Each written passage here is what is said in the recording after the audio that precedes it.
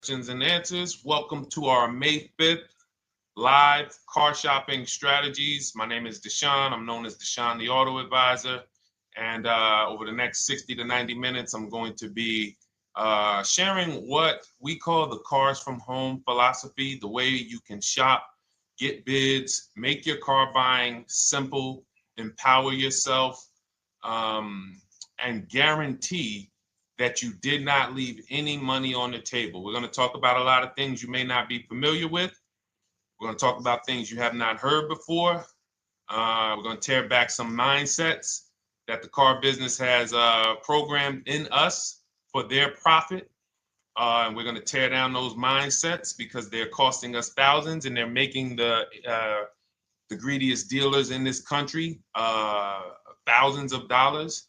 And we're going to get rid of that. So this show is sponsored by my new digital book. It's called Cars from Home, 7 Steps to Saving Time, Money, and Avoiding Dealerships.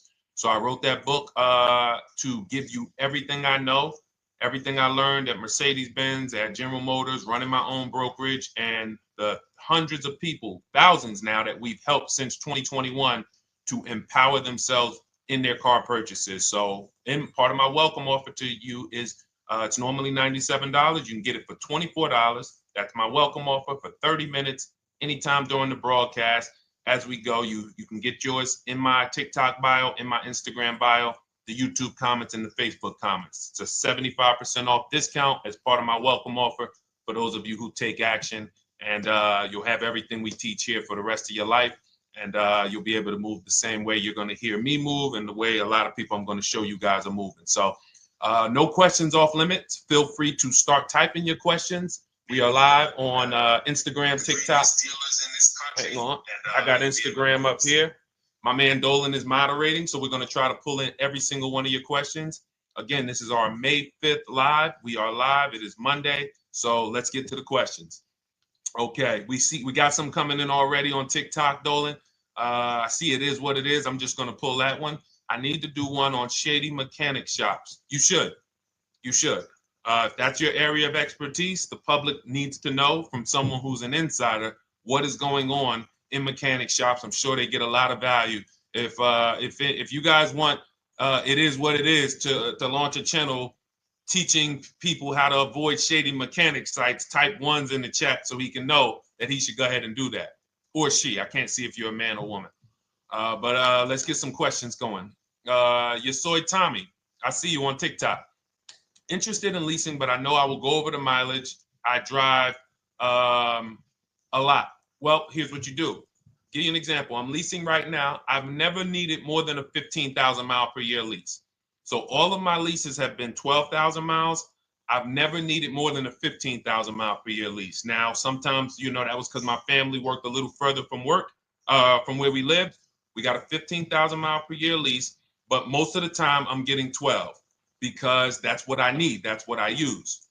Now I'm paying $499 a month for this $55,000 Infinity truck. I got a 1% lease on it. I got my bids, the way we teach at Cars from Home. We're big on multiple offers. That's the only way you're going to save the big money and guarantee you got all the money is to get multiple bids. We teach you how to do that. You can do it by phone too. If you want to try to do it by phone, God bless you. We do it through email. We do it through emails and templates, and that's what we do. But I'm paying $499 a month for 12,000 miles. Now, let's just say I needed 15,000 miles. I would have bumped that lease up, and instead of $499, I'd be paying probably $30 more. So call it $530. Now, let's say I'm a high mileage driver at 20,000 miles. That instead of $530, I would probably be paying $620. And there I got my 20,000 miles per year. So the key is, and this is what you'll hear, people will blame the leases for not understanding that they choose the mileage. The mileage is not selected for you unless you go into a dealer and say, hey, work me up a lease. And then they're going to choose the mileage, probably give you 10,000 miles per year, and then try to close you on that. But that's not the way we shop. We're going to shop and we're going to adjust our miles based on what we need. So if I needed 20,000 miles per year, I would probably be paying $620 instead of $499. If I needed 25,000 miles per year, I would probably be paying $680. So I'm just paying, we get what we need and we enjoy our leases. because when we buy these cars and we drive ridiculous miles, we depreciate our cars, we destroy the value, and then we still have a loan on it in a lot of cases for a vehicle that we have destroyed the value in because we put 60,000 miles on it in 3 years. So our loan is moving very slow, but our vehicle's value is dropping through the ground very fast, which is typically how we end up with $15,000, $20,000, $25,000 in negative equity. I used to see it all the time in dealerships, especially when I was in when Uber took off. When Uber took off, year later, 2 years later, 3 years later, we had tons of people coming in with Hondas, coming in with various cars that had 200,000 miles on them, but they still had 3 and 4 year loans left. And, that's just a recipe for disaster. That's a recipe for disaster. So you should not be leasing, though, if you keep your cars 8 years. Some of you familiar with the 8-year rule, you understand. Everyone should not be leasing. I want to make that clear. Some people say, Deshone, you believe everyone should be leasing? No, I don't. If you are not keeping your cars 8 years, then you should be shopping for below market leases. Don't forget those 2 words, below market leases. Because if you're paying what everyone else is paying for their leases, it's not going to make sense. Some of these strategies are not going to make sense. You need to be getting below market leases. And the way we do that is to comparison shop, get multiple offers from dealers, have them compete for our business, and then we get these leases that no one else can get. Great question. So what if I go over 20,000 miles? What do you recommend doing? You choose your mileage wisely. In my book, I have a section called Choosing Your Mileage Wisely. The whole key with leasing is to scope out the mileage you're going to use, and that's what you shop for. If you know you're going to do 25,000 miles that year, you would do 25,000 miles on your lease. But you don't shop this way. We always shop with 12. A problem with leasing is once again, you go into the dealership, you say, work me up a lease. They're going to work you up what they want. They're going to say, hey, put 5,000 down. Who's had that happen? You go and you look for a lease and they tell you how much money you need to put down. Type me if you've had that happen. And again, welcome to everybody. This is our May 5th live. It's Monday, May 5th. Whether you're watching this today or you're watching this later today, because we will be rerunning this for those who couldn't make the show. Tell your friend they can catch it on our channels. But this is our live show. We're live every single Monday through Thursday at 12 noon. So you'll see people who will go and get blessed transition. You've had this happen. This is what you go in. They work you up a lease. Here, you need 3,000 down. Yeah, you need 3,000 plus your taxes and fees. What do you want to do? So that's them customizing our leases. We never want to do this. We want to customize our lease and run it like this, a template. All your leases you get with, ready? 12,000 miles per year. First month's payment only due at signing. That's it. 12,000 miles per year. First month's payment only due at signing. That is how you shop all of your lease offers, because this allows you to now use the 1% rule, which I didn't create. A lot of lease savvy people know about the 1% rule, where your MSRP, I'm going to just show an example of an MSRP, the price on the window sticker. Every lease is going to be brand new, guys, or either close to it. The price on the window sticker is the price we go by, the MSRP, and we're going to divide our monthly payment into the MSRP. And once we get that, the number, that's going to tell us if we got a 1% lease, if we got a 1.5% lease, if we got a 1.8% lease. And what we did was I created the 1.5% rule to know we were overpaying for leases. You don't have value when you lease something over 1.5%. But let's keep it to the point. The point is you're shopping all your leases, first month's payment due at signing, 12,000 miles per year, and then you're using the 1% to 1.5% rule to gauge the value. Once you find your best offer, that's when you go and you say, can you please adjust the mileage down to 10,000 because that's all I need, or up to 15,000 or 18,000. You shop your offers with 12. You find your best offer concerning what value is, 1%, 1.2%, 1.4%.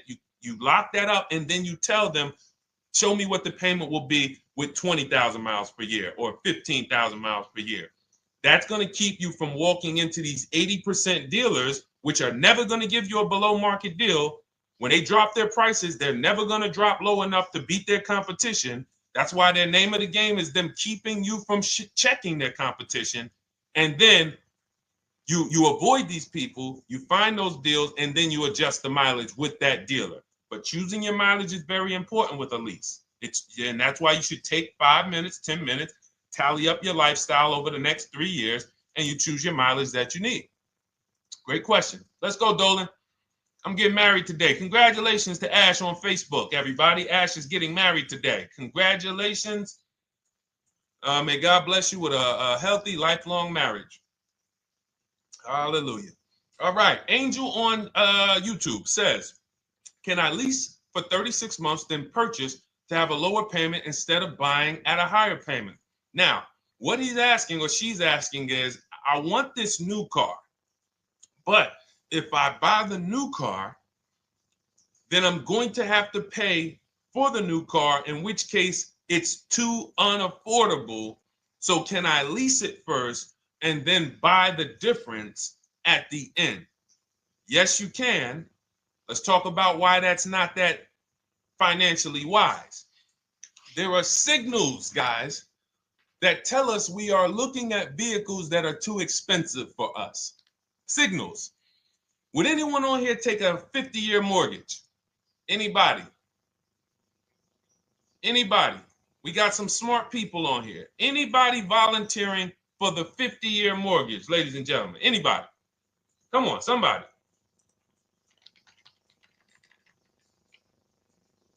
No, why not? Why not? Why is everybody saying no to the 50-year mortgage? Because we know it's ingrained in us that a 50-year mortgage on a house means we can't afford that house, right? Same thing with cars. There's signals. And so when we cannot finance a brand new car and it's affordable, what should we be doing?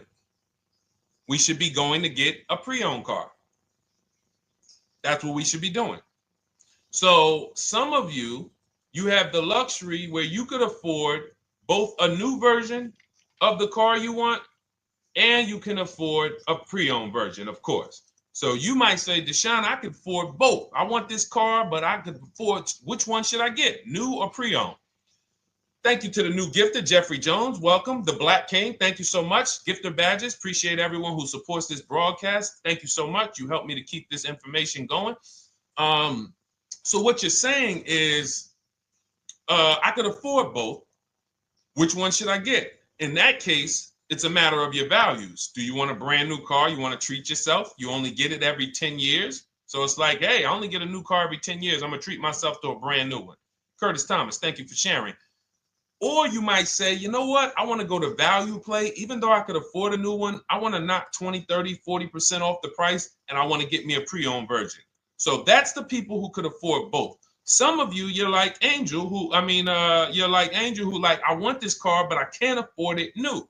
In which case you go pre-owned, because you don't want to you don't want to lease a car 3 years, even if you get a below market lease deal, great lease payment, turn around and buy the difference, because you're typically going to need a 5 or 6 year loan for the difference. Once you get that 5 or 6 year loan, you add that to your 3 years that you leased the car, and you got 8 to 9 years of payments on the exact same car. 8 to 9 years of payments on the same car. This does not make financial sense to pay that long on a car. This is, you can't reach the reward stage where the car is paid off and you're putting money to the side for maintenance and repairs. You know, you got a paid off car, because the goal with purchasing is to get to that long-term ownership where the car is paid off. I don't owe anything on it. You know, I got a couple $100 I put to the side for maintenance and upkeep, but that's all. That car is paid off. I can keep that thing for 15 years. I can pass it down to my son, my daughter. We got an extra car in the family. That is the value of purchasing. So if you have a payment for 8 years on a car, you don't get to that stage. So that's why before I would ever recommend someone lease and then purchase the balance, I would recommend someone purchase a quality pre-owned car and get it at a below market price. Okay, does that make sense? Okay, everything that we're talking about, guys, is in my new digital book. It's called Cars from Home, 7 Steps to Saving Time, Money, and Avoiding Dealerships. Has everything we teach, because the name of the game is learning how to structure your deals. When should I lease? When should I purchase? And then once you have your structure, getting bids on everything to make sure you don't leave any money on the table. When you get bids on everything, you're never going to lose any money on your trade-in, because you didn't just get one offer on your trade-in, you got bids. You're never going to overpay for your interest rate, because you didn't get one offer on your loan, you got bids. You're never going to overpay for the new car or the used car you're buying, because you didn't get one offer on it, you got bids. And that empowers you to control the transaction. That is what we teach. That's in my new digital book, step by step. You can get your copy for 75% off, normally $97, but it's part of our welcome offer for 30 minutes. You got it in my TikTok bio, Instagram bio, YouTube comments, or the Facebook comments for $24. Okay, enjoy it, use it. All right, let's keep it going. I need to buy a car. I want to know how to buy the advertised new the new SUV vehicle for under $10,000 or even under $20,000. I don't really understand the question. Let me read it again. I need to buy a car, and I want to know how to buy the advertised new vehicle for under $10,000 or even under $20,000. Are you saying that's the discount you're looking for, or are you saying that is my budget? Please let me know. I don't quite understand. Go ahead to the next one, Dolan.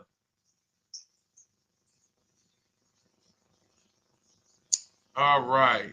If the Carfax report only has service maintenance, is it okay to purchase? Okay, so all right, this is a great question, guys. This is about used cars. Who's going to be shopping for a used car in the next year? Type the letter U. Type the letter U if you're going to be shopping for a used car in the next year. And for those who just joined, this is our Monday, May 5th, live car shopping strategies.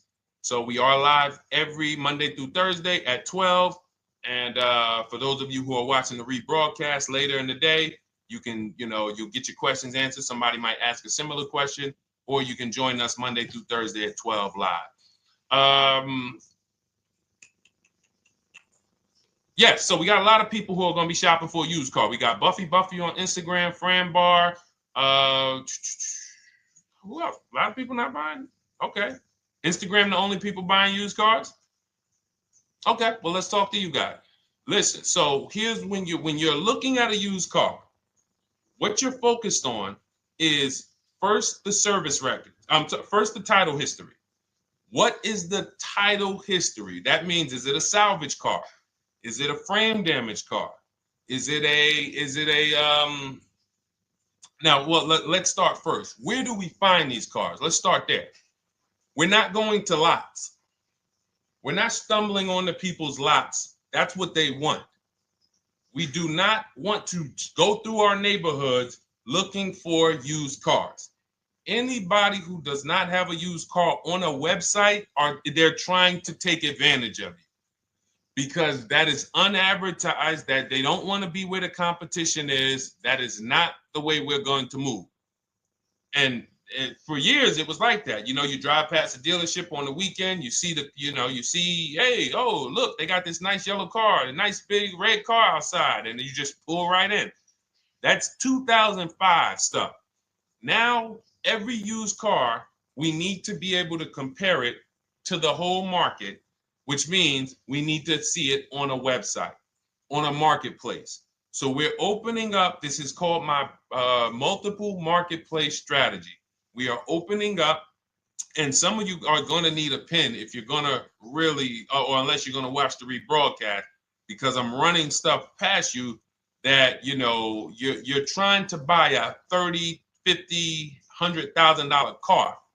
We're not talking about how you're going to get a couple things from Amazon and, set up a little home studio for $2,000. We're talking about the second most expensive purchase most of you are going to make. So it's understand that you're going to need to focus in order to get the most out of what we're talking about. So we're going to go to the marketplaces.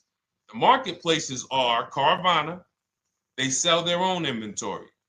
CarMax, they sell their own used car inventory. Driveway, they sell their own used car inventory.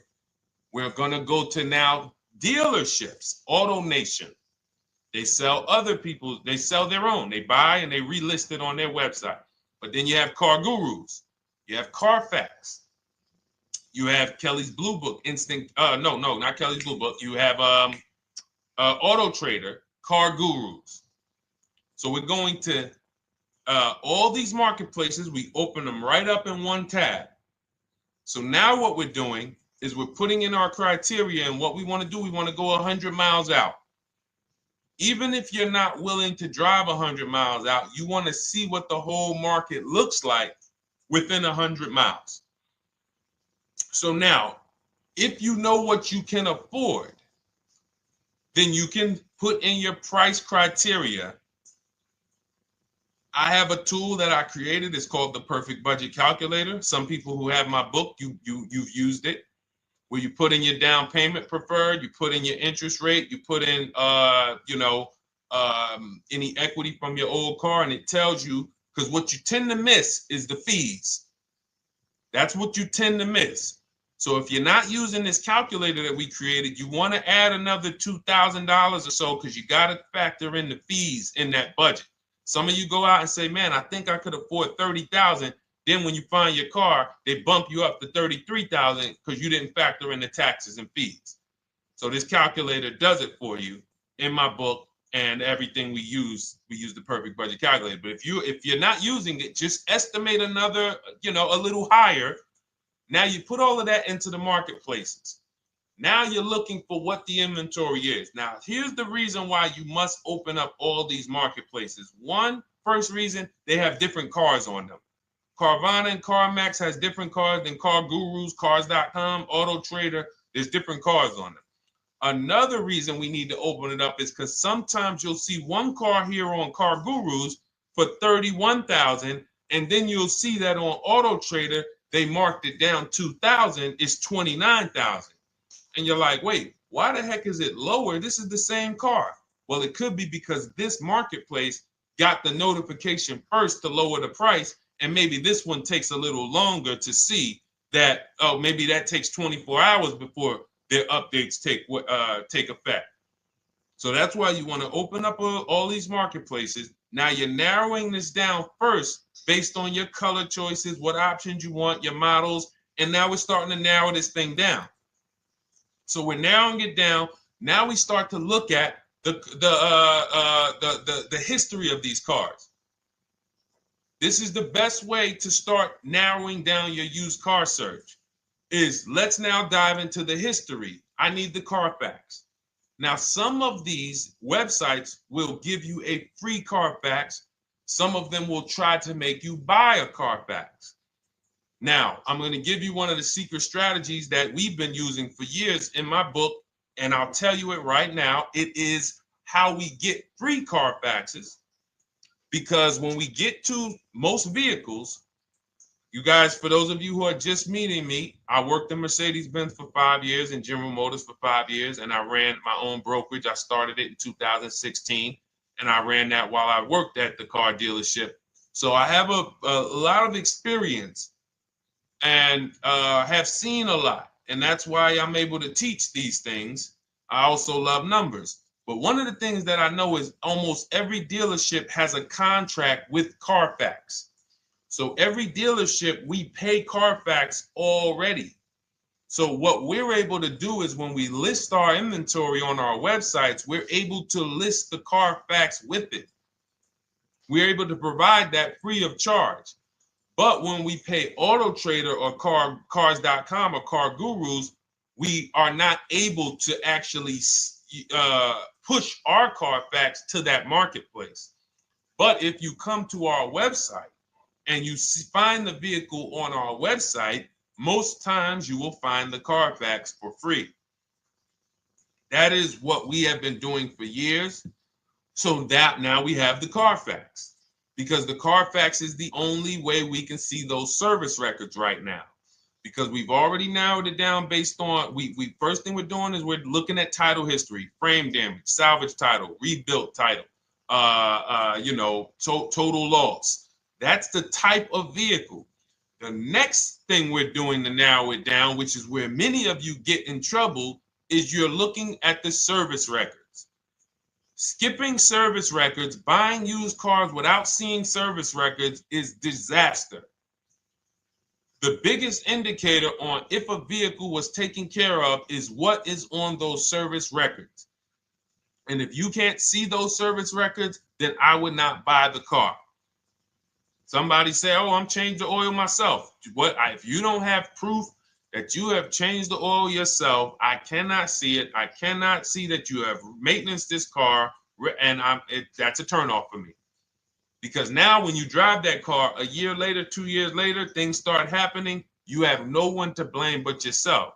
Now the regret kicks in. Man, I knew I shouldn't have got this. But chances are, if you find a quality vehicle and you see service records on that previous owner's report, that's going to lead to a quality experience.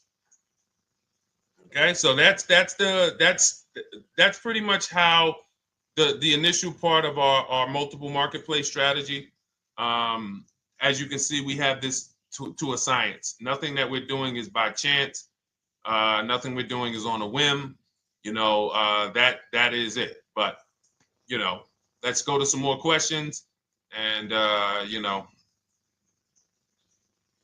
I think the biggest thing I want everyone to understand so far is that we don't wing anything in this process. There's nothing, everything that I'm teaching you is going to be out of our systems. Now, some of you have different learning styles. So let's address this. Again, welcome to our May 5th, Monday, May 5th live. We're live Monday through Thursdays at 12 noon. And we rebroadcast this for those who couldn't make it. You can share this with your family. Tell them, hey, visit Deshone the Auto Advisor's channel. He did a great show earlier. He answered some questions that everyone had. You can watch the broadcast all through the rest of the day. Now, but we're live every week, but we're live right now. So now the biggest, some of your learning style is different. What we teach is we have the ultimate do-it-yourself guide. This book is rated 5 stars. Thank you to everyone who's rated it on Goodreads. Just pull it up right here. For those of you who are actually on Instagram or YouTube, TikTok, you won't be able to see this right now. But the book is rated 5 stars. We appreciate you. And this is the ultimate do-it-yourself guide, whether you're new cars, used cars, leases, bad credit, how to make banks bid for your financing, high mileage driving. It's all in there, step by step. And it's a digital book, so you don't have to wait for it. As soon as you get and hopefully you get there before the 30 minutes, so you get your copy for the $24 instead of the $97. That's our welcome offer. But that's your do-it-yourself guide. Some of you, you're a do-it-with-you person, and that's Shop with Deshone. You like videos instead of reading. You want coaching. You want support. You want a community. We have 1,600 people in our Facebook group. That's our Shop with Deshone. We've had 2,200, almost 2,300 people come before you.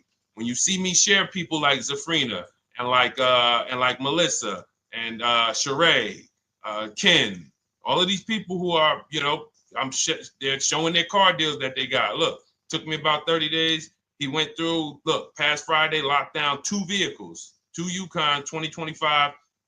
Said he dropped he said, look, sold the BMW. They dropped the price down to 70 grand. So they took off like 5,200 for him.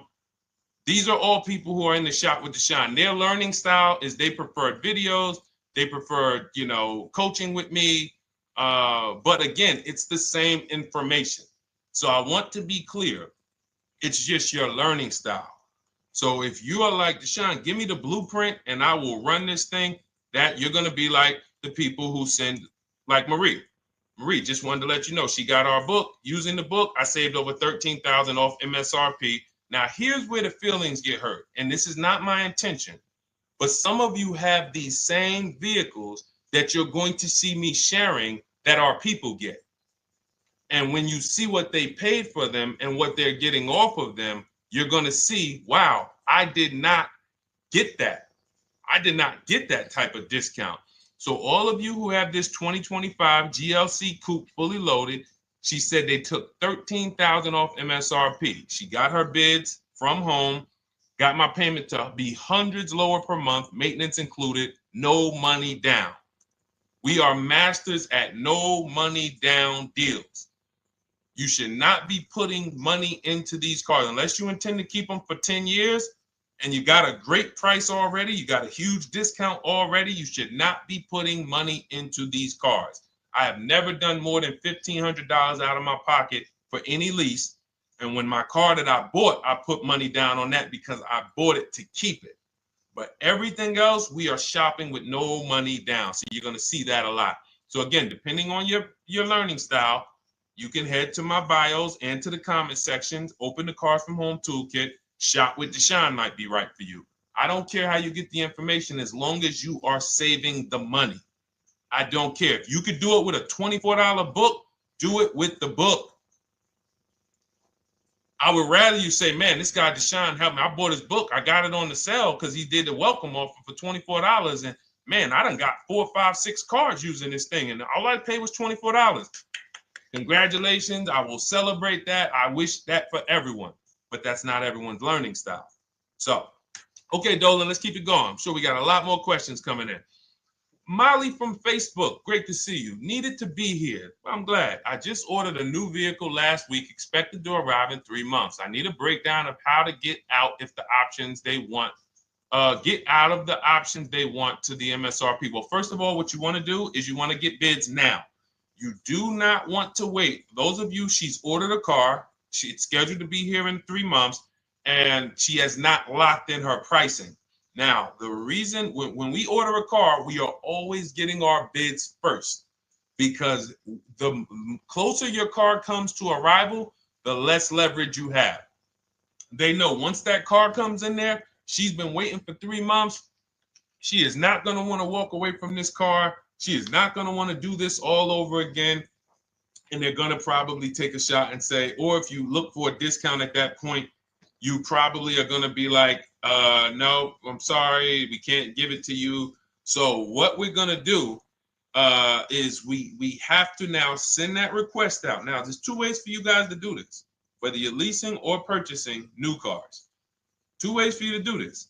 You can do it your way, which is calling around. Calling around, not going into dealers, calling around, ask for sales managers, try to get yourself at least 5 offers. Because the only way you're going to see how overpriced the offers are is to actually get multiple offers. So I'll give you an example.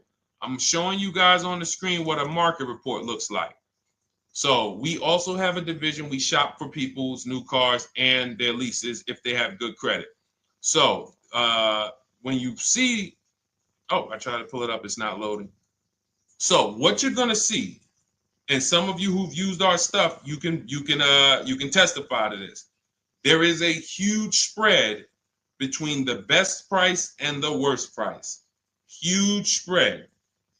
So in order for you to know you actually got the best price, you need to see 4 other offers that are higher. I'm going to say that again. Thank you to all the gifters on TikTok. Thank you, Jeffrey Jones. Appreciate it. You need to see other offers that are higher. So let's go back to my car. This dealer who won the bid for my Infinity truck saved me over $8,000.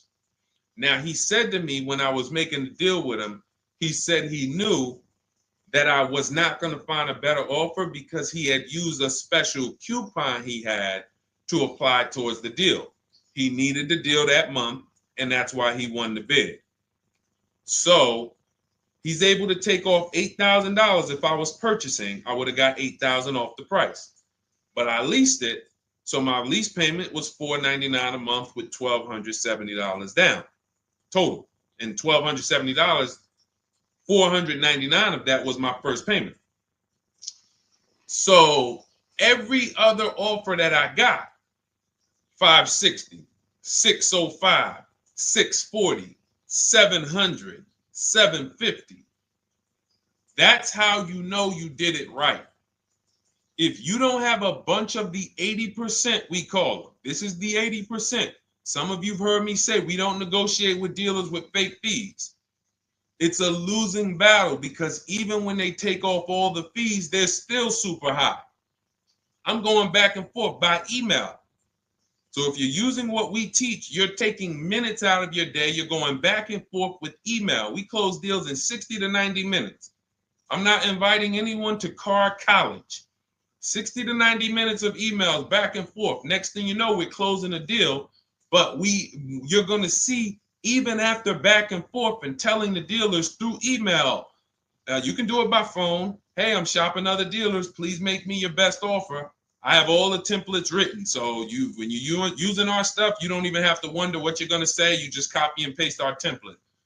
But even after that, you're going to see, wait, these people are still giving me super high prices, even though I told them I'm shopping, even though I told them I'm serious, I could buy the car right now, even though I gave them every single thing I need to give them to get an offer, they're still $150 a month higher than my best offer. That's going to prove to you that they are the 80%. They are not coming down. When they say this is our best deal to their customers walking inside, they're not lying. It is their best deal. It is not the best deal. It is their best deal. Their competition's best deal will blow their best deal away. And the only way you do that is by getting bids. So that's what you need to do, Molly. Take exactly what you're looking for. If you want to call around, call some sales managers and say, hey, listen, this is what I'm looking for. I put in an order, but I'm not dead set on the price yet. Haven't really gotten, I want someone to lock in a price for me. And hopefully you're purchasing, because if you're leasing, it's tough, because once that lease comes in, you do not know what the lease program is going to be. So if the lease program is bad, then you could find yourself jammed up. Now, here's what we try to do to prevent that. It's not always possible. Here's what we try to do. Once you have found the best dealer who's won the bid, now what you're going to do is say, based on this price that you're selling me the car for, can you give me a lease estimate now? So let's say I'm ordering this Infiniti. I shop around, I find a dealer who says, all right, Deshone, I'll place the order. I'll take $6,000 off list price for you if you do the business with me. Perfect. Can you give me a lease quote based on that now? I know this is not the vehicle. My vehicle's coming, but can I get some type of an estimate of what it would be? And then I look at that, and if it's affordable, now I place my order. But I'm not placing an order for a lease blind, not knowing what my payment's going to be when that car gets here. Okay? Does that make sense? I know I may be typing. This is heavy. That's why I told you guys, when you're here with us in car buying, below market car buying strategies, this is like short 60 to 90 minute master classes. This is not lives where I'm showing you how to make macaroni and cheese and turkey and like, okay, yeah, you got your music playing in the background. Hey, listen, all right, what I need? Oh, hand me the Sazon. No, you could do multiple things. This is heavy finance talk for 60 to 90 minutes, and it will change your life. And I just saw my girl, Lisa. Lisa, good to see you. Lisa's been, she's been learning from us and rocking with Cars from Home. Let me see. I'm glad you clarified, even if no money down on the lease, you still really have to give them the first month's amount. Yes, I don't know what I'm going to do yet, buy or lease. No matter, I'm learning lots and sharing with my peeps. Thank you, Lisa. Thank you. Now, technically, you don't have to give them the first month's payment either. What I do is our templates all involve shopping, first month payment due at signing. But if I wanted to, so let's say, for example, on this $499 a month lease I got on the Infiniti, and I'll actually will add this because I'm glad you said that. The lease that's your first month's payment, so it's not considered money down. It's considered your first month's payment because you're leasing, you're paying 36 months or 39 months. We don't do 4-year leases. We don't even do 3.5-year leases in most cases. We're not doing it. It's 36 months, 39 months. And if they have a really, really good program for 2 years, they will tell us about it. But we shop for 36 months. But you can tell that if I wanted to tell them, you know what, I want to do a straight sign and drive. I don't even want to give you the $499 for the first payment, which means you're asking them to pay the first payment, then it would have just been $500 going back into the cap cost, which would raise the payment probably with interest and taxes, maybe 15, 17 bucks, something like that. So if I truly wanted to bring nothing to the table, I can just have them to, cap the first month's payment. You can do that. You can do that. So you can ask any questions. I know you're in our Facebook group, and so you let us know. But the 8-year rule is your basis for leasing versus buying. The 8-year rule, when you guys open up my book, you'll hear me talk about this. I'm going to make a whole lot more videos about the 8-year rule because it is the parameters for how to know whether to lease or buy. It takes into account how drastic cars depreciate. They lose value like crazy. All the losses are in the first 5 to 7 years, and you don't win until you've kept the car at least 8 years, compared to someone who's getting a below market lease. So let's take an example. You look at somebody like, Brian. Brian got my book. Just finalized my first ever lease using your system. 2025 HRV Sport all-wheel drive, $30,000, $505 MSRP. So this is a $31,000 vehicle almost, and he got it for $395 a month, which is a 1.2% lease, no money down. Now, his initial quote from this dealer was $434. This is the winning dealer. But in my book and in our systems, we have a counter offer calculator where we put all the offers we get into the calculator, and then it calculates the best offer and it tells us what to counter. So his initial quote was $434. He countered with the calculator and ended up closing his deal at $395. So these are the people that, for all of you who you're like, wow, are there any cars out there with a $300 payment anymore? Well, if you're buying a car, you are buying it at a $300 payment. You could only spend, who knows, every $5,000 on a vehicle is about how much per month. Every $5,000, when you're looking at a car, every $5,000 on a 5-year loan, which is what you should be defaulting to, is about how much per month. Thank you, Nikki. Nikki got a #1 gifter badge. And I don't really know what all of that stuff means, but I definitely appreciate it. The Black King, thank you so much. I just know it means you guys support the show. So I appreciate it. So who knows? Every Nucci Graham is and I wanna Nucci Graham will address you next, because as soon as you get your book, on the thank you page it says, "Thank you for your purchase. Click below to open your book." So we'll address that shortly. But okay, thank you, Lisa. Yes, every $5,000, and Nikki, $100. So this keeps you in the safe zone. When you are looking for how much loan I'm going to take, you are looking and saying, every $5,000 is going to cost me roughly $100 per month. So if I want to spend $400, then my loan needs to be about $20,000, which means I'm looking at this car. If I'm going to buy it for $23,000 plus fees, and I want to be at $400, I'm going to have to come up with some more money down, because I need to get my payment here. I need a $20,000 loan. I'm not going to go in looking at a $20,000 car and thinking, man, can they get me to $250 a month on this? No money down, because the math doesn't make sense. Because the only way they can get you to that is to put you in a 7 or 8 or 9 year loan, which is a horrible deal. And they've done it to a lot of people, because you go in and you just say, get me to this monthly payment. And they're like, well, you didn't say how long.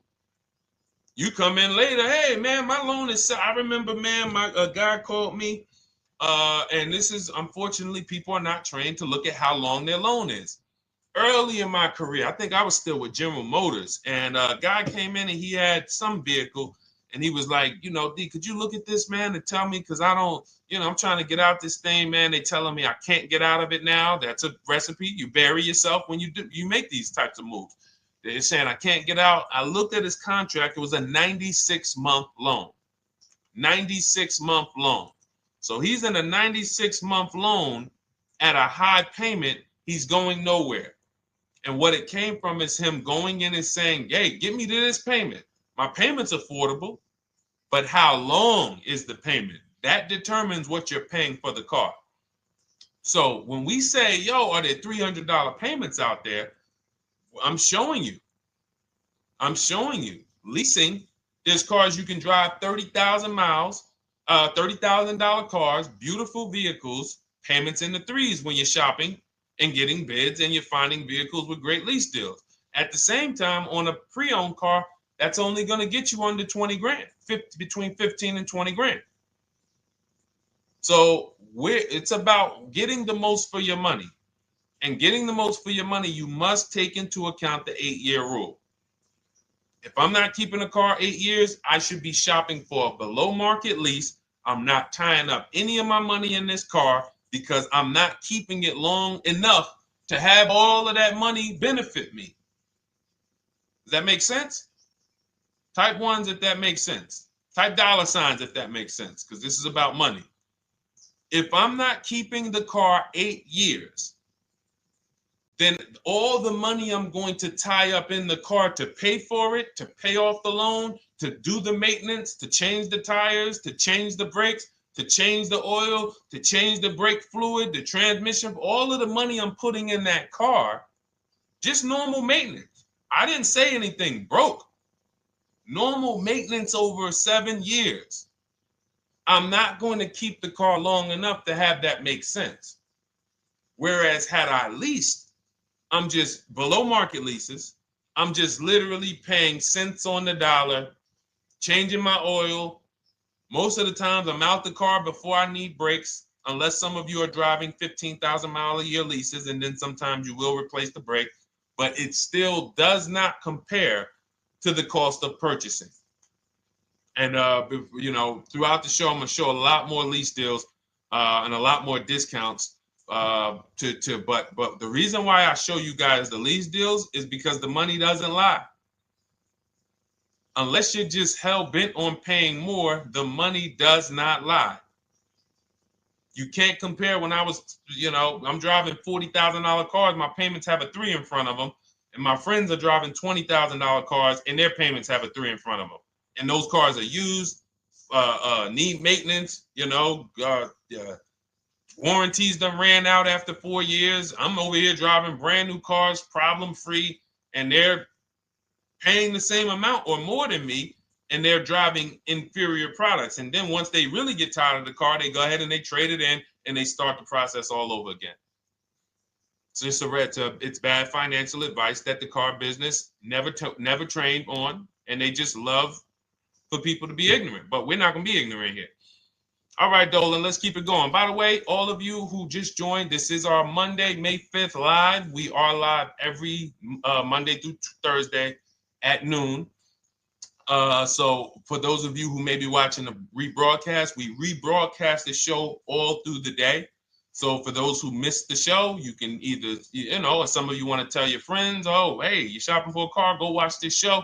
And we'll rebroadcast this show all through the day. And we rebroadcast all the episodes through the weekend. So for those of you who didn't have time, you're like, man, I want to catch up on all the shows, all the questions that were asked. We'll rebroadcast those through the weekend. But we are live every Monday through Thursday between 12 and usually 1:30. You can have your friends and family tap in. You can bring your questions, and we try to get to as many as we can. All right, Dolan, let's keep it moving. Let's get to some more. What are the companies for loans? Well, there's a lot of them. First thing you want to do is, so we teach something called the bank bidding war. This is a question, because here's my question to you guys.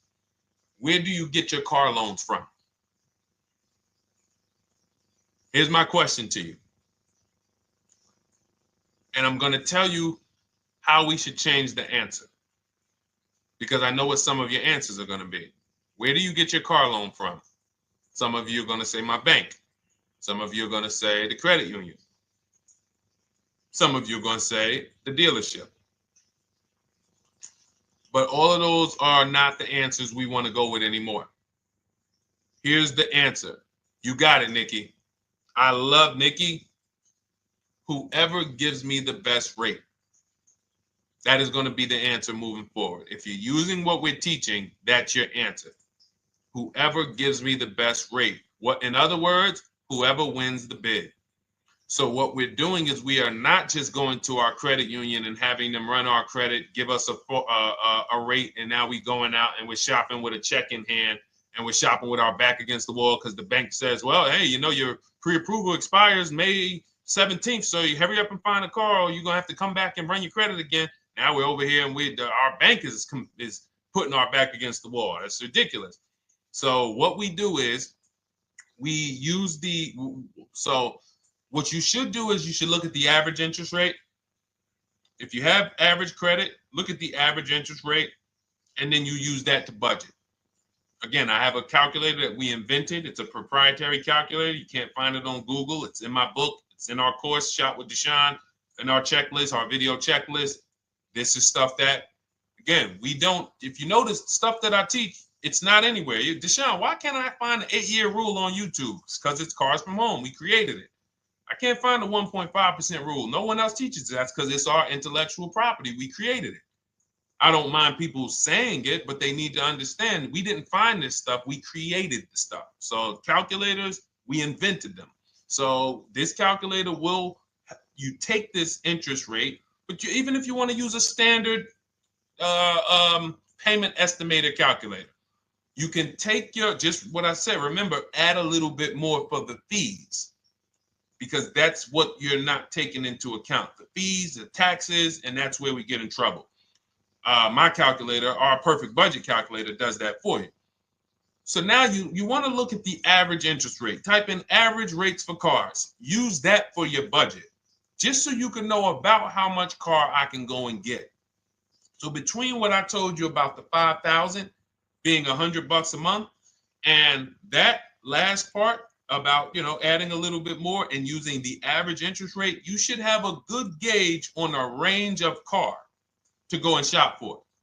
Now, once you now shop your market, whether you're shopping new or whether you're shopping pre-owned, once you find no one's touched your credit till now. No one has touched your credit with a hard pull, especially not. We do not, in order for this to work, like what Nikki is saying, where you're only giving your business to the bank or credit union that gives you the lowest APR. In order for this to work and for you to be able to shop freely, no pressure, you need to make sure you don't let anyone run your credit with a hard pull before you find your best deal on a car. Soft credit pulls, estimates of budgeting, the way I just said. Now, you go out, you find your car, whether it takes you a week or a month or 3 months. Bang, I found my car now. You lock the car up, put it under contract, you leave your deposit. You never, ever. How soon when you get a car does the dealership want you to take it? I like asking questions like this because we can prove how predictable most of the car business is. How soon after you purchase a car does the dealership want you to take it? Thank you, Janae. Immediately. Now, the reason for that is, there's various reasons. There's various reasons. Right then and there, Molly, yes. But what I want you guys to focus on is what you lose by taking it right then and there. You lose the ability to shop the interest rates.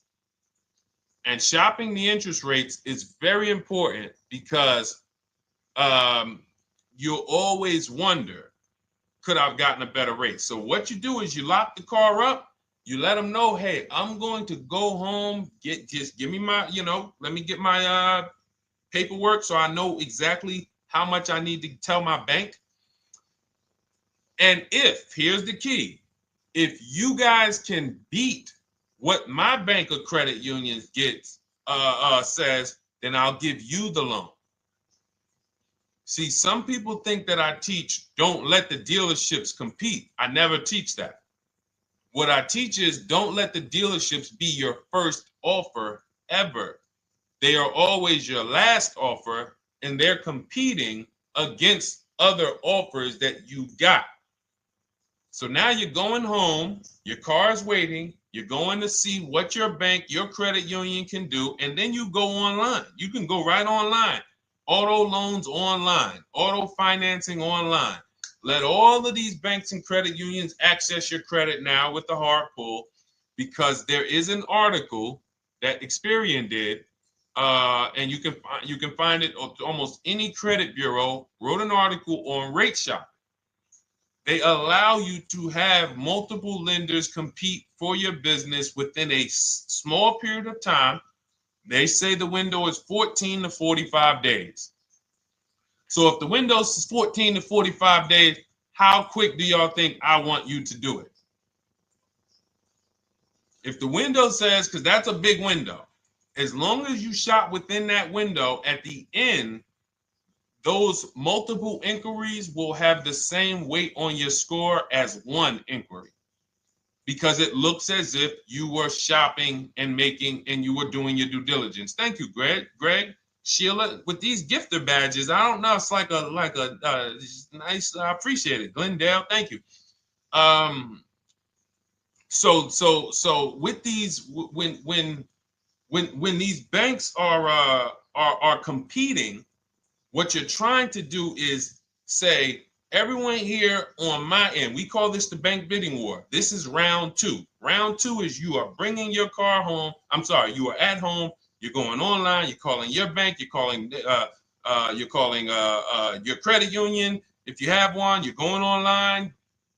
This will take you literally one day, not even. This maybe take you an hour.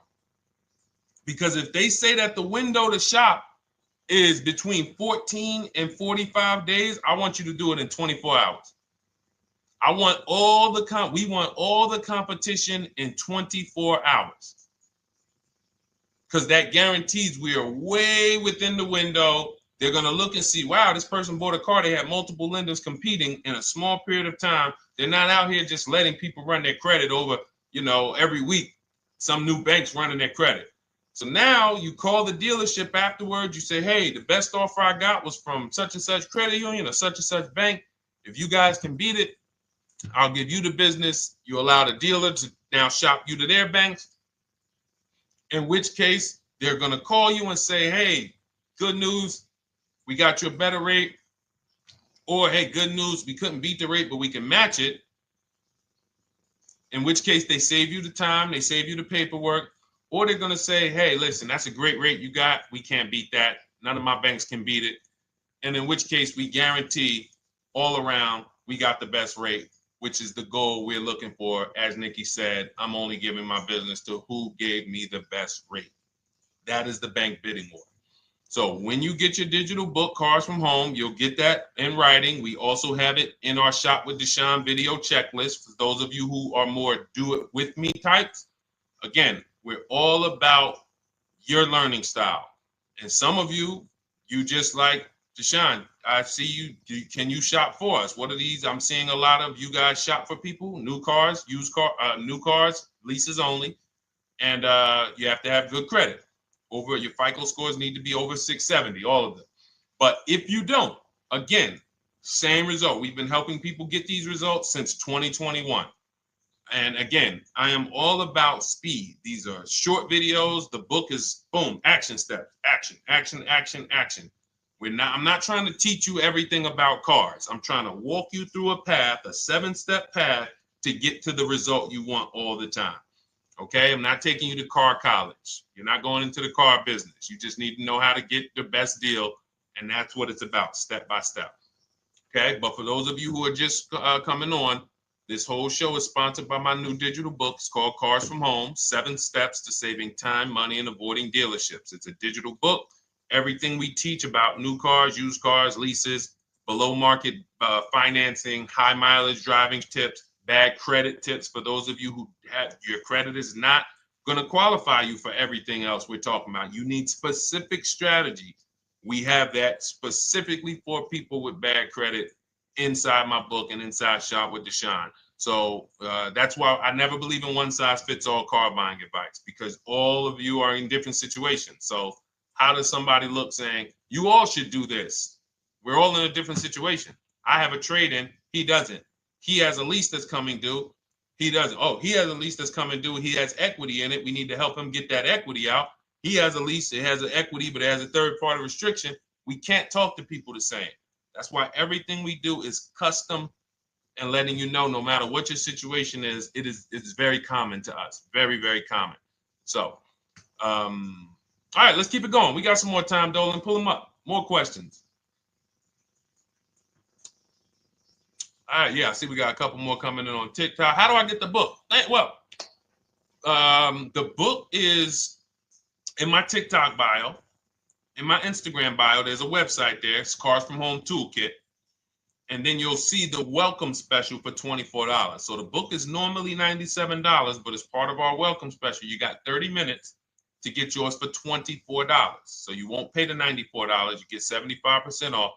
We also have a link for you guys on Facebook and YouTube in the comment section so you can get your copy. And if you're going to spend a couple more minutes with us, I would appreciate if you share the broadcast with one person that you care about. So that can help, we can help get this information out and we can help change lives. If you didn't receive your ebook, well, first of all, as soon as you purchase your book, you're going to see a thank you page. It says, thank you, screenshot this page. And then it says below, click the link below to open your book. So you actually get the link to open it as soon as you make the purchase. And then I say, I also emailed you a copy. So sometimes people type their email in, one letter's wrong. Obviously, we can't send a book to an incorrect email, which is why I have my support team's email right on there. So that if you don't see that book within 5 to 10 minutes, you email my support team, hey, I didn't get the book. They'll get you the book right away. So as you can see, I want you to, Dolan, can you put up, do we have anywhere with, we can put up the support team's email for this person? And just send an email to support. There you go. Thank you so much. Support at Deshone the Auto Advisor. Thank you, Dolan. Best moderator in the world. All right, so shoot them an email. Just let them know. Give them your first and last name, and they'll check the record, make sure that we have a purchase from you, and they'll send you your book right away, so you can dig right into it. Okay? All right, let's keep it. We work with clients all around the country. What I'll start doing, I wanted to bring some on here today, but I can't load them up. The system is showing an error. So I got a lot of people. I always bring tests. I always like to show results. So, you know, I'm a results person. So you'll see a lot of people that I share. Brian, who has our book, and, you know, his lease, Marie with her $13,000 off.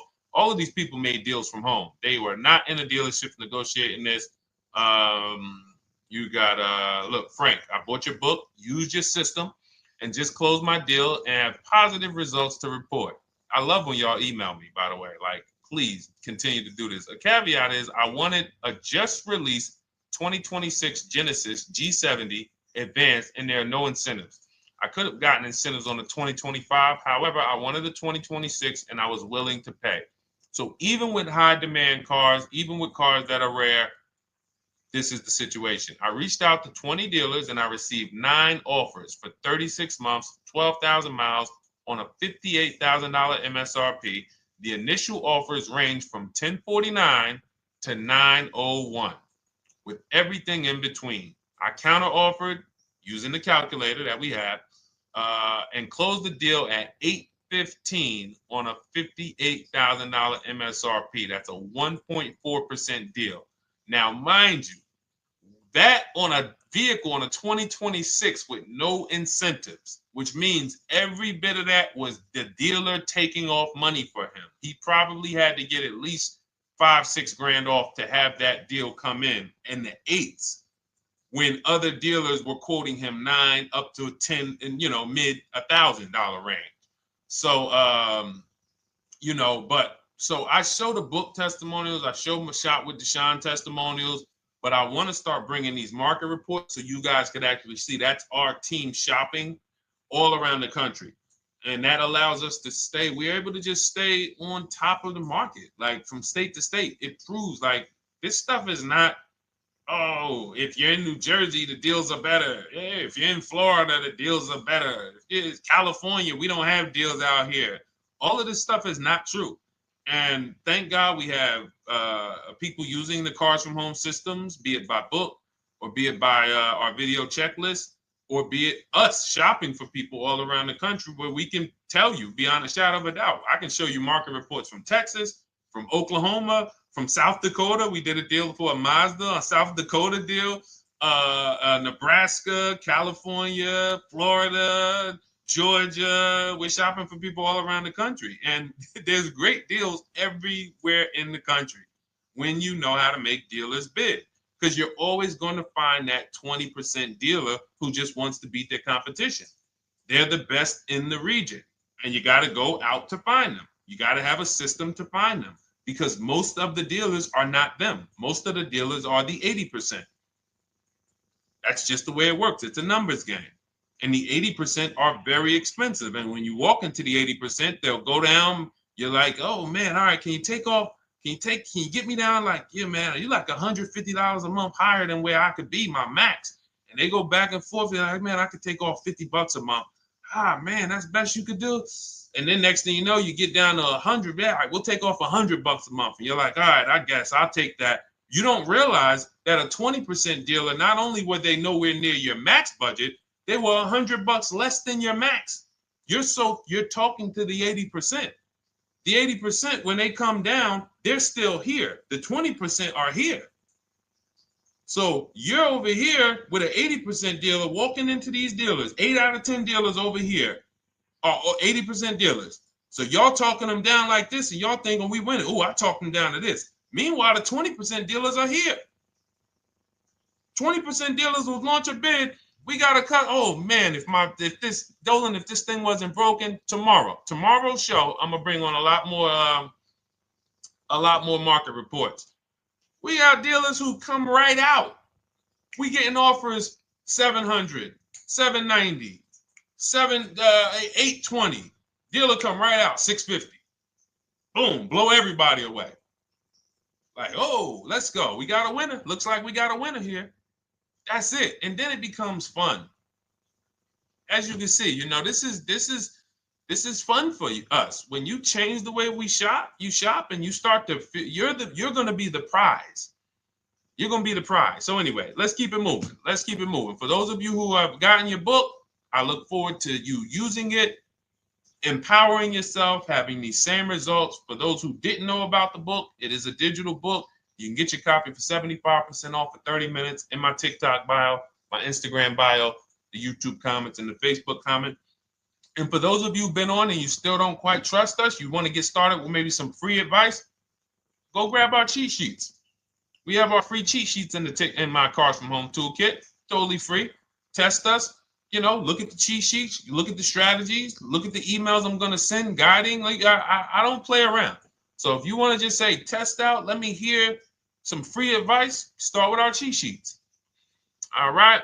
Yes, I'd actually answered that when I read that comment, Dolan, on TikTok about do we work with clients in New Jersey and New York? Well, yes. When it comes to shopping done for you, if you open the Cars from Home toolkit and you're like, Deshone, I just want to relax at home. You guys go shop the market for me.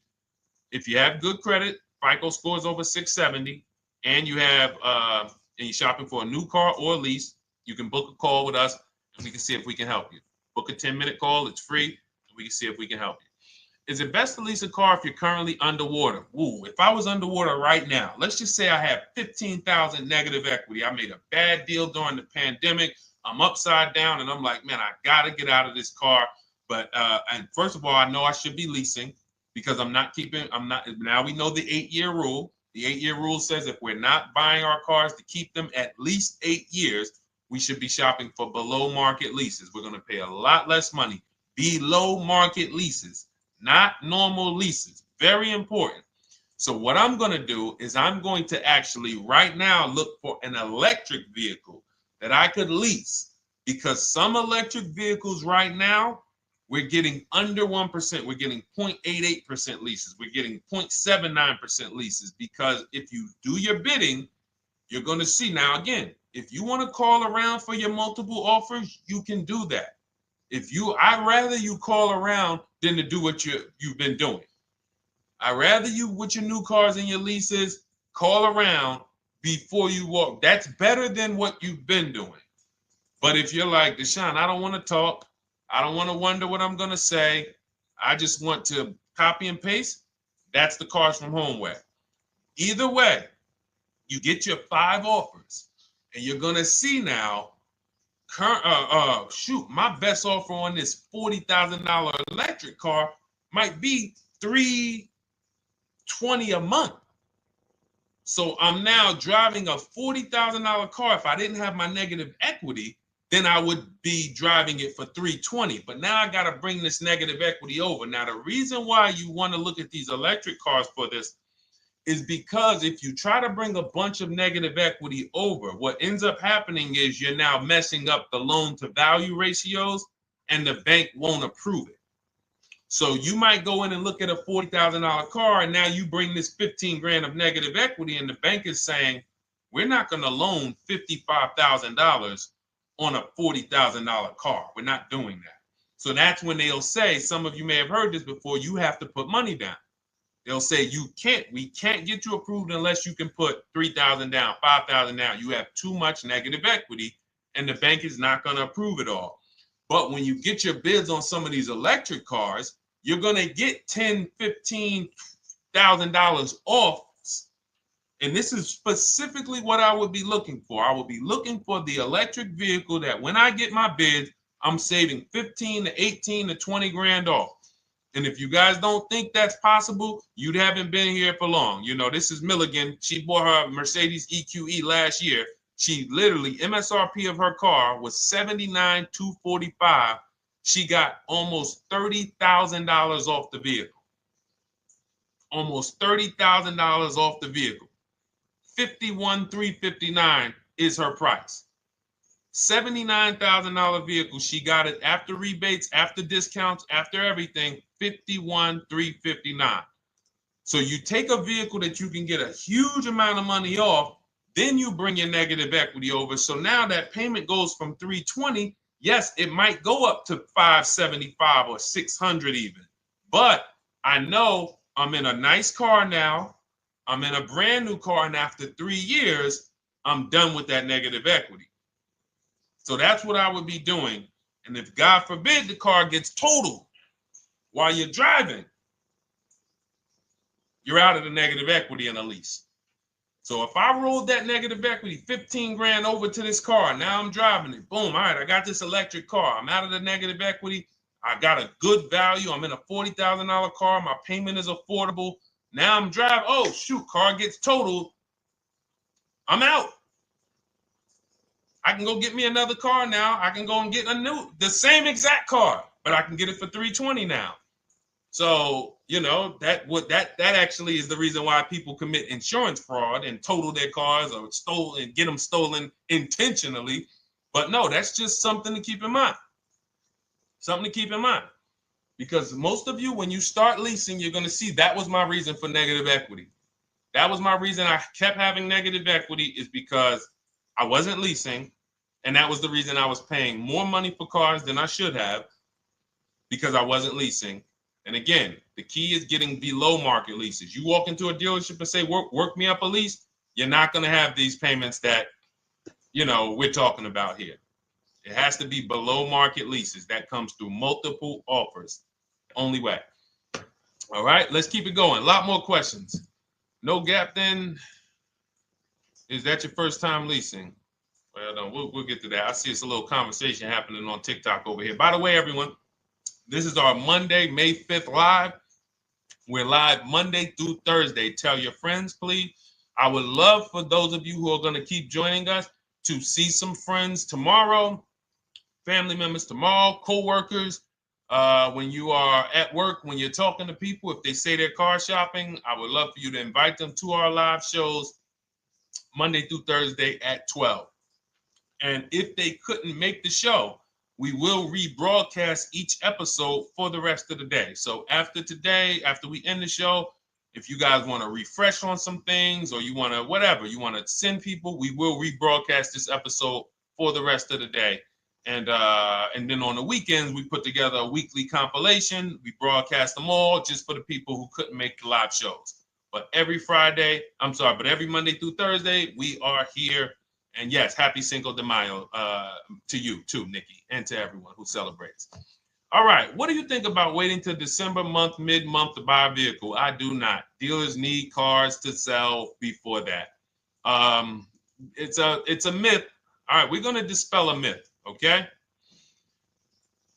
When have we been taught that the best time to buy a car is? Thank you to everyone running up the likes on TikTok. We're at 3,400 likes. Every time you hear something you like, you double tap the screen. That makes a big difference. It sends a message to TikTok that we're doing something good over here. Okay, end of the month. Yes, sweet now. End of the month. So we're gonna peel, like I told you guys when we started the broadcast, right?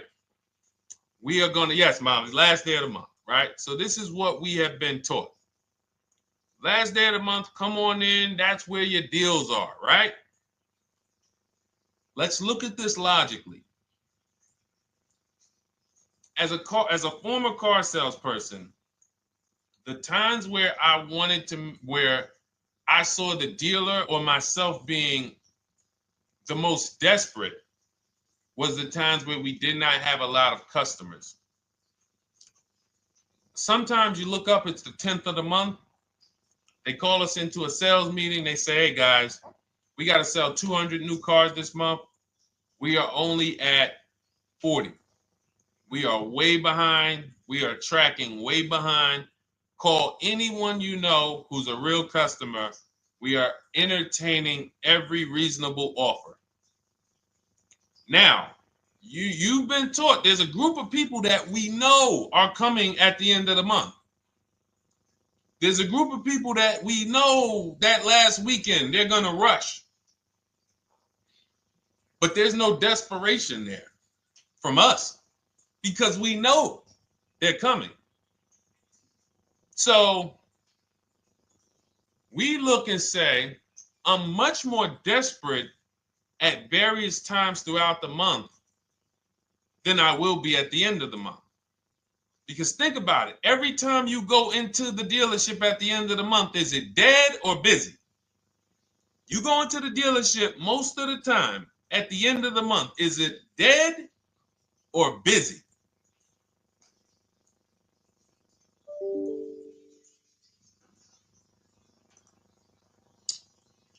Thank you. It's a zoo. It's a zoo. Customers everywhere. That means all the car salesmen are not worried about making a deal. In fact, they're looking at you and saying, hey, Molly, thank you. Listen, I know you, look, I know the payment's $780 a month. I know you said you wanted to be at $499, but, we've been going back and forth. Can you work your way up, get closer to the $780? Because they know now we can take a shot. Because we have some other customers behind you, Molly. Did you see the people walking out? These people just walked out. They're mad. We don't have enough salesmen here. We got people waiting 40 minutes to speak with somebody. Do you think you're getting the best deal when that's the energy? Yes or no? Let's just be honest here. See, you might forget some of the lessons that we teach if you don't have our books and if you're not in our video checklist and coaching. You might forget some of the lessons, but hopefully you won't forget the stories. So you walk in the dealership at the end of the month, the place is a zoo. It's people everywhere. They're ringing bells. They got the big clown, donuts around. Hey, you want a donut? Do we think there's desperation? Thank you, Sheila. Thank you, Molly. There's no desperation here. And they don't magically wait till the end of every month to hit their numbers. Some dealers hit their numbers at the 25th of the month. Numbers are hit. We still got people coming in end of the month. So What we want to do to answer the question is we want to be positioned. What I like you to do, for those of you who are in an emergency situation, you need a car in a week, in 2 weeks, that's fine. Everything we teach can guide you. We've had people who got their cars in 3 days. Like that's not something that is let's see. This is my second go around, much easier, more relaxing experience. Calculator definitely helps. Turned in my CRV, got a 2022 Marcus, some dealers wouldn't do. Somebody, I wanted to read you somebody who got their car in like 3 days, 5 days. That's normal. Again, like I said, we're not taking you to car college here. Like you know, our step-by-step programs can get you to your cars in less than a week, 90 minutes. But you don't want all your car shopping to be emergencies, because here's where you want to be. You want to be able to say no for up to 3 months. Reason is, there's a group of people that walk into the dealerships. They're there right now. They're desperate. They're giving off desperate energy. They can't say no. They back themselves into a corner for whatever reason. If their leases are up, maybe they don't know you can get an extension. If your lease is up this month, you can call. You can get yourself an extension for 1 month. Some leases will be extended up to 3 months, up to 6 months. Those of you who have cars and you're like, Deshone, I'm shopping for a new car, but I don't need it. I just, my car still got some life to it, but, I want to look for something new. This is a position of power to be in. This is where you want to be. You want to be able to say to yourself, all right, let me look at the offers this month in May. All right, I'm going to follow up next month because the offers change. The used car market changes. The lease prices change.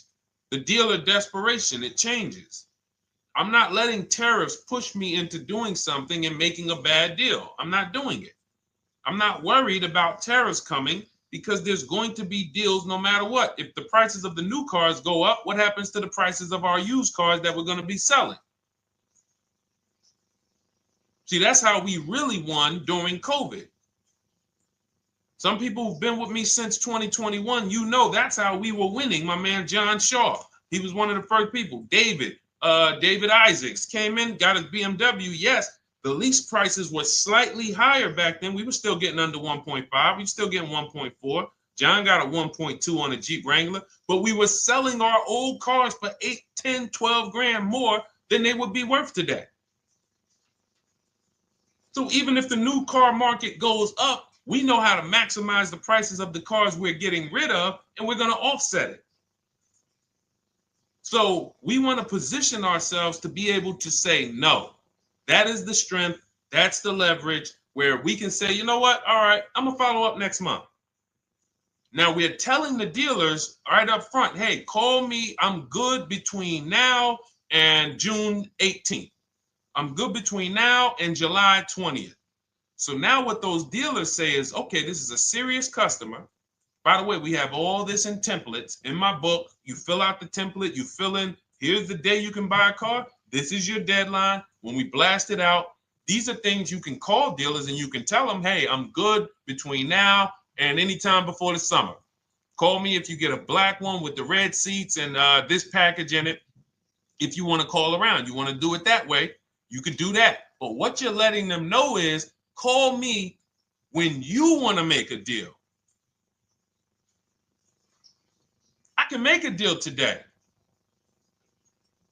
Let me see the numbers today. Great. All right. If sometimes you'll see that a car is a little bit out of the range we want it to be in, you might say, man, I'm looking for it to be around, 505. This thing's coming in about 550. Okay, maybe I'll check next month, see if the program gets better. You might say, all right, dealers are saying to some of you shopping for cars that maybe every dealer is not going to have it. When you reach out to the dealers, only 5, 6 dealers have it. But they say, hey, I got something coming in May. I got something coming end of May, June. Is that good for you? See, they're desperate customers. They can't say yes to that because they back themselves into a corner. But you guys now operating with a 90-day shopping cycle. If a deal comes today, I'm jumping on it. But if you got something coming next month, I'm jumping on that. Call me when you're desperate. Call me when y'all have that meeting. Hey guys, we're way behind. Listen, we need a deal. I'll take any deal right now. Hey, is that person that Sheila McCauley, you know, that last month, her number, we couldn't make that deal last month. Did she get a call yet? Hey Sheila, did you get a call yet? No, I'm still waiting. Okay, great. We can get to your number now. Perfect. Thank you. Positioned. So we want you to be positioned when you use what we teach, whether it's the Cars from Home digital book, whether it's the Shop with Deshone. For those of you who are like, Deshone, let's do this together. I want the checklist videos. I want coaching. I want to be able to pop into the Facebook group, ask around. We can't give you that for $24. No author can give you the support. I got tons of books. Dare to Be a Man, In His Steps, Tony Robbins' book. None of these authors can give me support for the price I paid for their book. That just can't happen. But some of you are like, you know what? This is a big investment. I want to make sure I have access to, you know, systems for life. That's the Shop with Deshone done for you video checklist. And then you got coaching direct with me in our Zoom calls every first and third Wednesday. Twice a month we do. And then we got our private Facebook group with 1,600 people. And then some of them are sharp as me. I'm telling you, let's look at, you know, y'all know I brag about Rosalie. If you like Rosalie, if girl got 4 cars in within a year, you know. Her first car was the Infinity. She got her Infinity truck. And I was sharing her a lot last year when she got her Infinity QX60, but she recently shared that she got 3 vehicles. And hold on, where is she at? I just had her up. So this is the people that's in the group. Like, look, 3 vehicles. Big shout out to Deshone the Auto Advisor for making these incredible deals happen. 3 new leases for my sons with only first month's payment down. She got a Nissan Rogue, almost $37,000 vehicle, $399 a month, no money down. Mazda CX-30 Sport, $28,000 vehicle, $28,300, $339 a month. That's a 1.2% lease. And she got a Mazda CX-50 Premium Plus, $40,400 vehicle, $420 a month. 2 1% leases and a 1.2% lease. And the cherry on top, she says, I sold 2 leases. Some of you don't even know you could sell a lease. She said, I sold 2 leases. She had equity. Now, not every lease has equity. But if 8 out of 10 leases don't have equity, then 2 out of 10 do. So if you've just been dropping your leases off at the dealership, hey, here's my old lease. Let me get the new one. Hey, here's my old lease. And you have not assessed the equity. Could there be equity in it? Imagine how much money you've left on the table. Imagine how much, wow, I didn't even know you could sell leases. She sold 2 leases, 2 2021 Elantras, walked away with $6,737 in equity. Deshone, I could not have done this without you. Your program is a game changer. So this is what we want. We want empowered car shoppers. We want people who are not intimidated. I don't care what this market does, whether I need a new car, used car, whether I got bad credit, whether I'm a high mileage driver, it does not matter.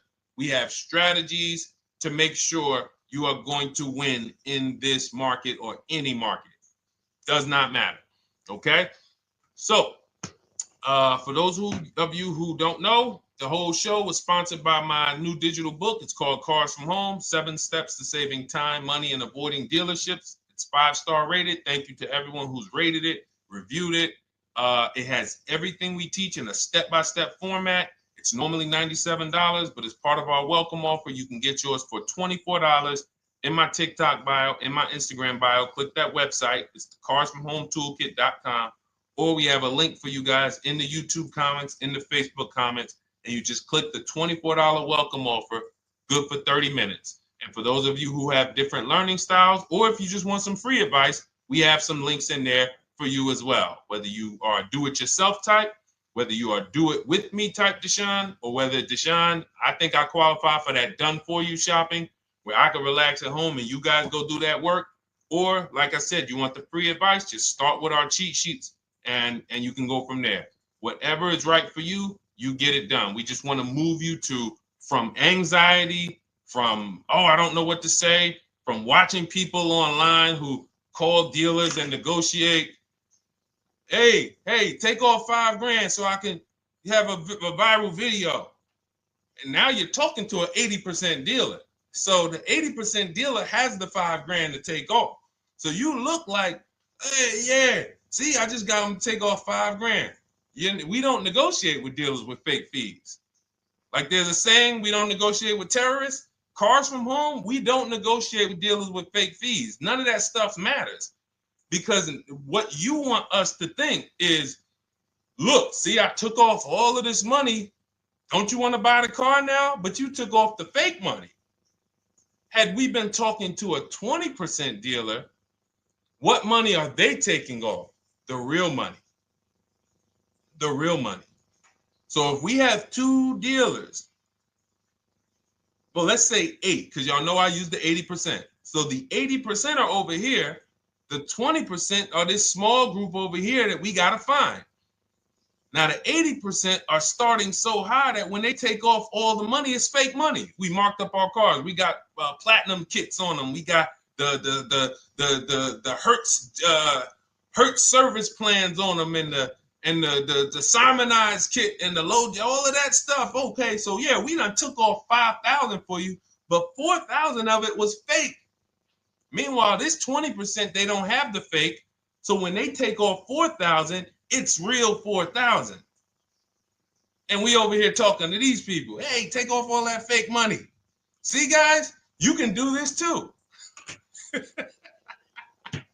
So listen, we bidding is the way to go. You cannot negotiate your way to a below market deal, but you can get bids and it will make your life easier. You'll start to enjoy your car shopping. You'll start to feel like you're empowered. You're the prize. Someone won your business. They won your loan. They won the opportunity to buy your car. You are the prize. So that's what it's about. So we are here Monday through Thursday, 12 noon. Make sure you meet us live or tell your friends and family who are shopping, hey, hop on this show. We're live on TikTok, Instagram, Facebook, and YouTube. But we will broadcast the show for the rest of the day. So those who want to catch up on some things that you may have missed, or if you just jumped on and you're like, whoa, man, I missed a lot. We'll rebroadcast this show for the rest of the day.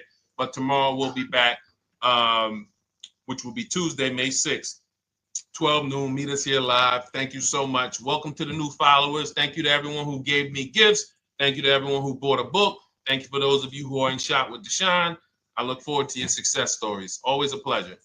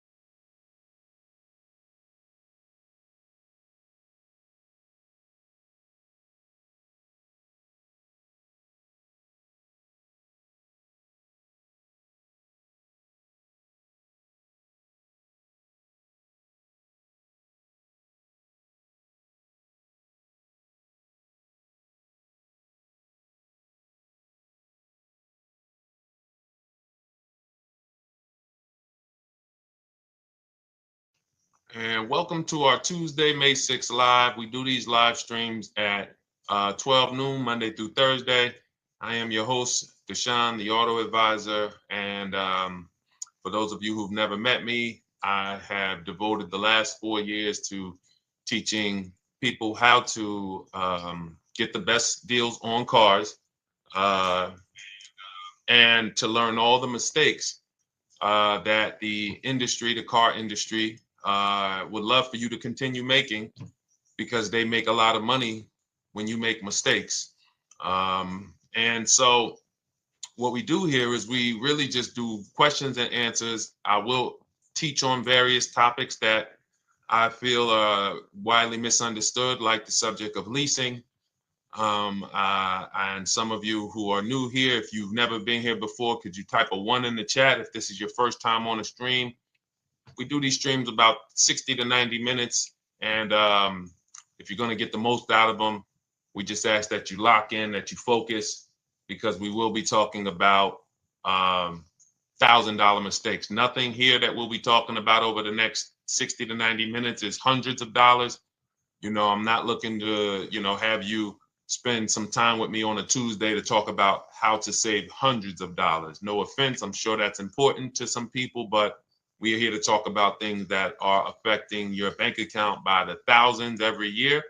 And so if you got some time, I would love for you to hit the like button, like wherever you are, and let's just tap in. You can start to type your questions. This whole stream is sponsored by my new digital book. It's called Cars from Home, 7 Steps to Saving Time, Money, and Avoiding Dealerships. It's a digital book. It's 5-star rated. Thank you to everyone who's rated the book and reviewed it.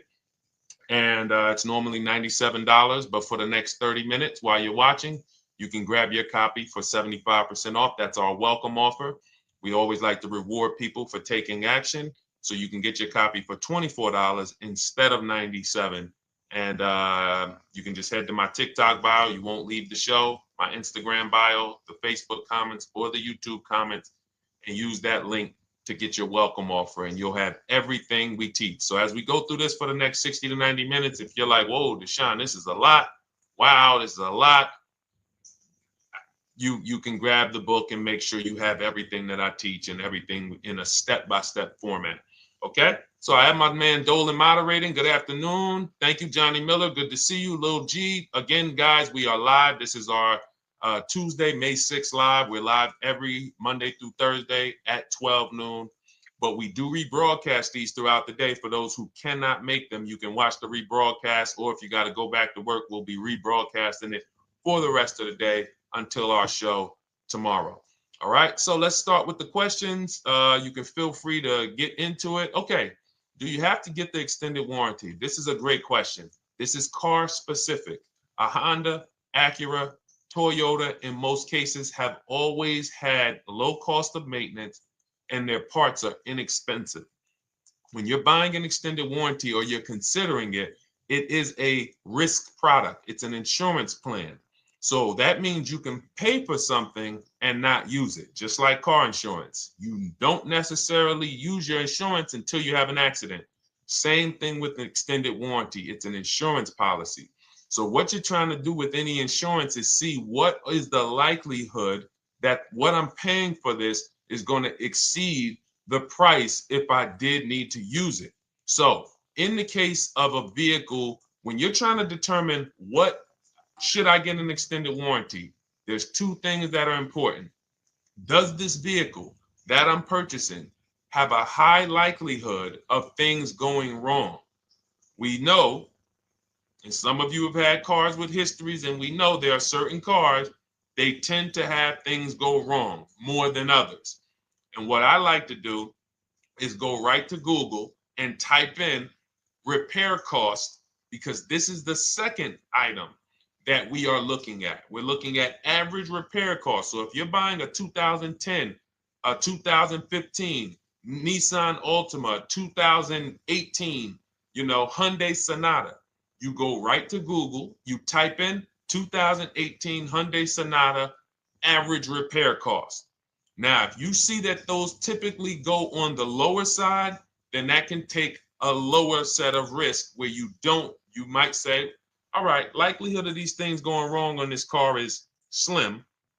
But if you see that the repair cost is on the mid to higher side, that's shifting more risk to if something goes wrong, the cost for you to pay for it out of pocket will probably exceed the warranty. So like when I work for Mercedes-Benz, who's new here? Type a 1 in the chat if this is your first time on a stream with us. First time you've ever been here, type a 1 in the chat. First time. What's up, William? What's up, DJ Ant Nice? Good to see you. Maggie, good to see you. Enrique, good to see you. Miko, good to see you. Tetra Washington, good to see you. Jan, good to see you. Claire Clairvoyant, good name.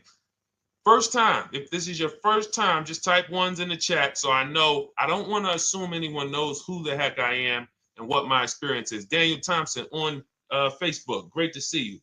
So I worked for Mercedes-Benz for 5 years, General Motors for 5 years, and I ran my own brokerage, my new car brokerage, called Cars from Home. I started it in 2016. Now, when I worked for Mercedes, when people were purchasing a Mercedes, what I would tell them is buy as much warranty as you can afford. Buy as much warranty as you can afford, because I knew that when something breaks on a Mercedes, nothing's under $1,000, and typically it's $2,000-$3,000. So a $4,000 warranty on a Mercedes Benz is usually worth every dime. But at the same time, we have cars that, again, less likely for things to go wrong, and then when things go wrong, if they go wrong, they can typically be repaired inexpensively. Good to see you, Arms Reach. Welcome on Instagram. Shout out to the people checking in live. Great to see you all.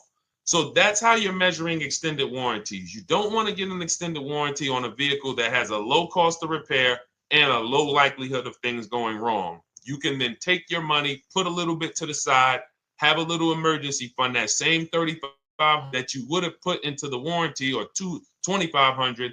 You put that to the side over the course of a year, 2 years, put $100 a month to the side, and then have that be your cushion just in case things go wrong. It's better for you to have that money in your bank account, and if things go wrong, you take it to your mechanic. You must have a local mechanic. You guys know I swear by local mechanics on cars that don't have warranties. Even if you have a Mercedes-Benz, a BMW, an Audi, something that is typically harder to work on and takes more of a specialized engineer, there are still plenty of places that have those. I mean, there's shops where they used to be Mercedes-Benz techs. Now they have their own shops. This is who you want, because their cost, their labor is going to be probably 1/3 of what a dealership is going to be. So these are the resources that, again, keep more money in our pocket while getting us the same level of service and experience. Okay, great question. Welcome, Uncle Nene. Good to see you. Uncle Nene. All right, listen. Nicole, good to see you. All right, Dolan, you can pull up the next question. Feel free to start typing your questions. And as we get more questions in, we'll try to get to all of them. You guys know we're not always able to, but we do try to get to all of them. How do I shop around for the best lease deal without affecting my credit? Well, first of all, you're talking to someone who's, just so you know, I've taught thousands of people to lease.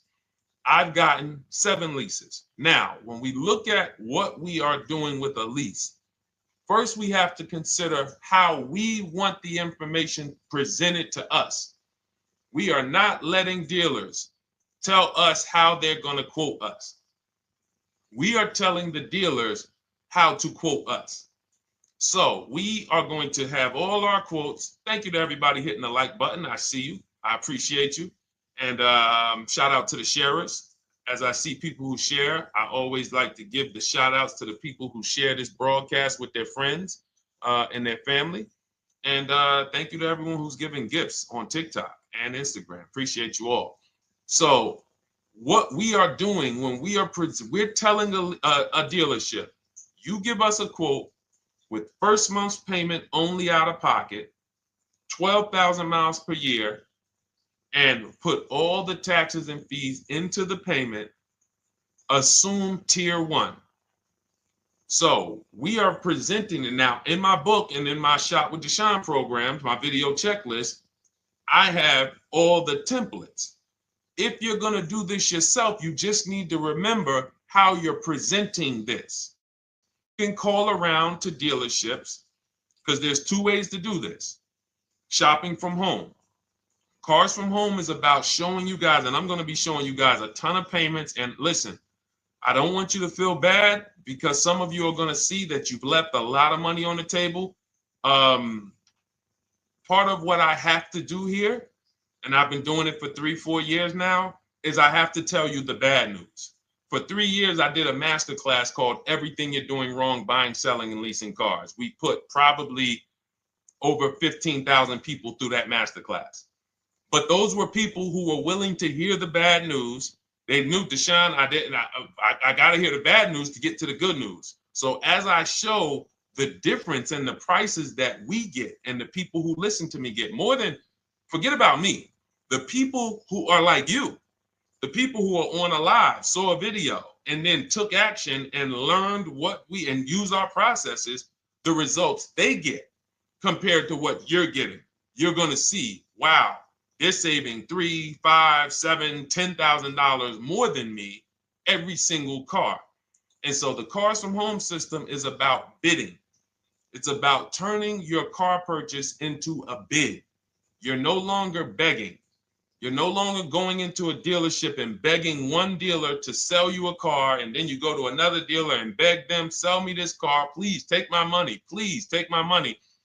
Meanwhile, you're not seeing the entire market and the people who would compete to get your business and gladly give you the service that you deserve by giving them a $30 to $50 to $100,000 transaction, which is what your car purchase is. So now so the big thing to understand right off the top is, now I need to learn this bidding. I need to learn to get multiple offers. So you can do this by phone. You want to do this by phone, you can call around, but you must give them that information in order for you to compare the deals the right way. Lynette, good to see you. Christina, good to see you. Melvin, good to see you checking in. Rudolph, I see you. Once you actually give them that information, 12,000 miles per year, first month's payment only, due at signing, taxes and fees in the payment, assume tier one. I want the tier one offer. Even if you think I not qualify. Now, if you got a credit score above 670, all your FICO scores, most of you will qualify for most tier one leases. So you want to see, what does this look like as I get my offers? Once you get your offers in this format, you can use the 1% rule as the gauge. The 1% rule is been around for more than 20 years. Everyone who leases and who's savvy, we understood if your lease payment is 1% of the MSRP or less, you stole the car. That includes taxes, that includes fees. You're still in the car. So example, we're looking at a $30,000 car, Hyundai Sonata or a Hyundai Elantra, $30,000 car. When we shop all our offers, if that lease payment is $300 per month, with only $300 due at signing. In other words, I show up, here's $300. Good to see you, GDTV. Thank you for checking in on YouTube.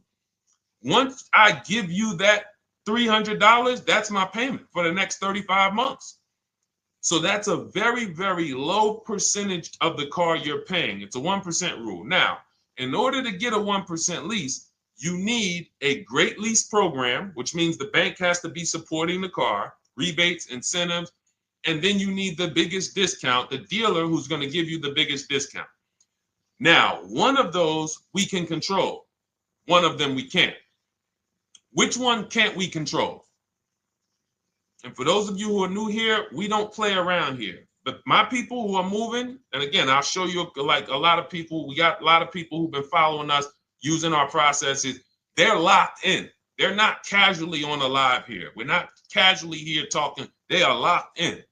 Like, boom, okay, I hear you. They're answering, they're typing, they're not, vacuuming in the kitchen and trying to hear. You can't do. We're talking about your second most expensive purchase of your life. It's going to be, you got to lock in. You got to challenge yourself to block out the distractions while we're on this stream, because this is your money. And if you don't take your money seriously, the car salesman will take your money seriously. Oh, I like that. Praise the Lord. God is good. You don't take your money seriously, the car salesman will take your money seriously. Man. So, all right, now somebody remind me the question I asked. I got so happy about that little catchphrase that I forgot who we were. So I know we were discussing, okay, we're talking about the 1% rule. So now, one of the things we can't control is the bank. We don't know what the lease payment, what the lease program is on a car. So when we shop cars, We are going to now look at multiple offers, and here's what you're going to see. Now, I'm going to show you an example of how we know or how we expose where the dealers are concerning pricing. Now, you can't see this on TikTok, but on YouTube, Instagram, Facebook, you guys can see this. I'm going to tell you guys about it. YouTube just doesn't let us do the same type of stream. But this is a particular Infiniti that we shop for. We have offers ranging, this is a $61,000 vehicle. We have offers ranging from $680 per month, which is a 1.1% lease. So a $61,000 car, $680 per month, that's 1.1%. We divide the monthly payment into the MSRP.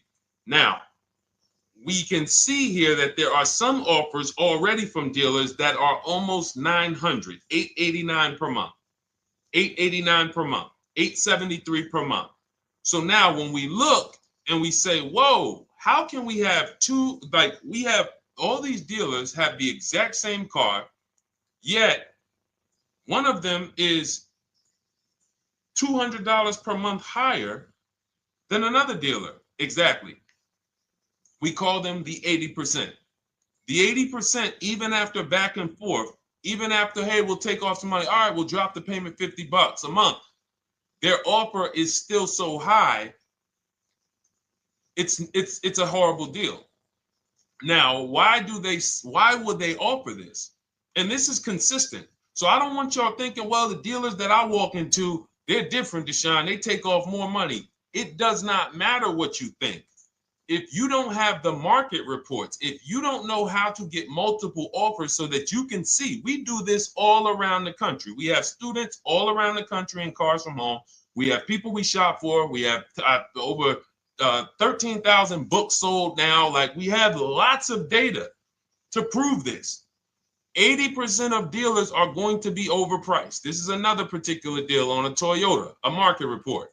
And you guys can see that the out-the-door prices here, list price, $32,000. Out the door price with taxes and fees, $38,000. That means that dealer is charging all types of fees on top of their price. The $39,000 MSRP. Look at line number 3. $39,000. Out the door price is $41,000.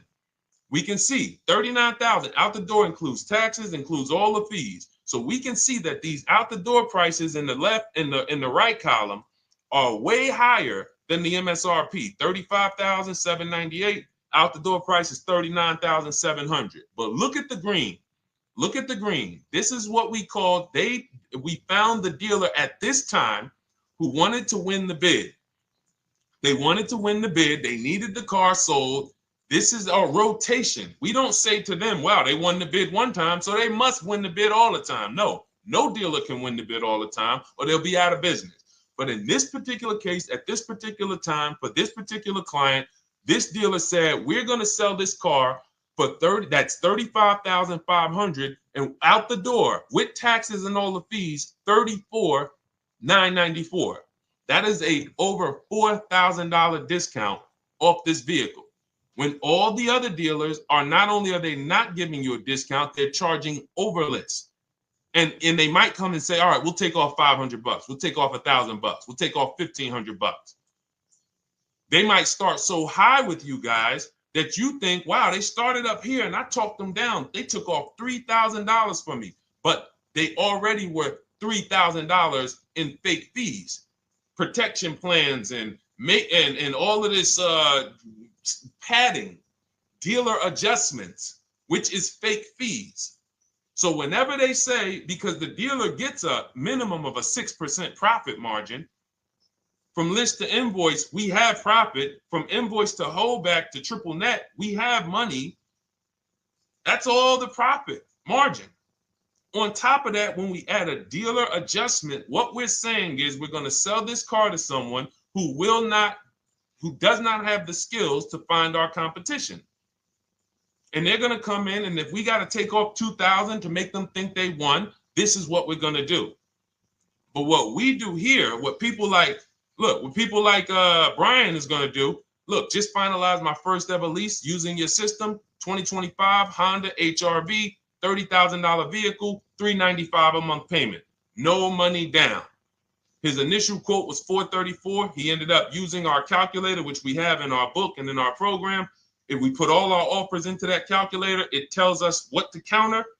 He gets that offer for $395. That's his deal. We look at somebody like Wendell. Look, thank you. It's the least I can say for your book, Cars from Home. We're still in the middle of the process. Just sold our car today, like 10 minutes ago, for 30% above value. Why? Because he got bids. Look, using the insights from your book.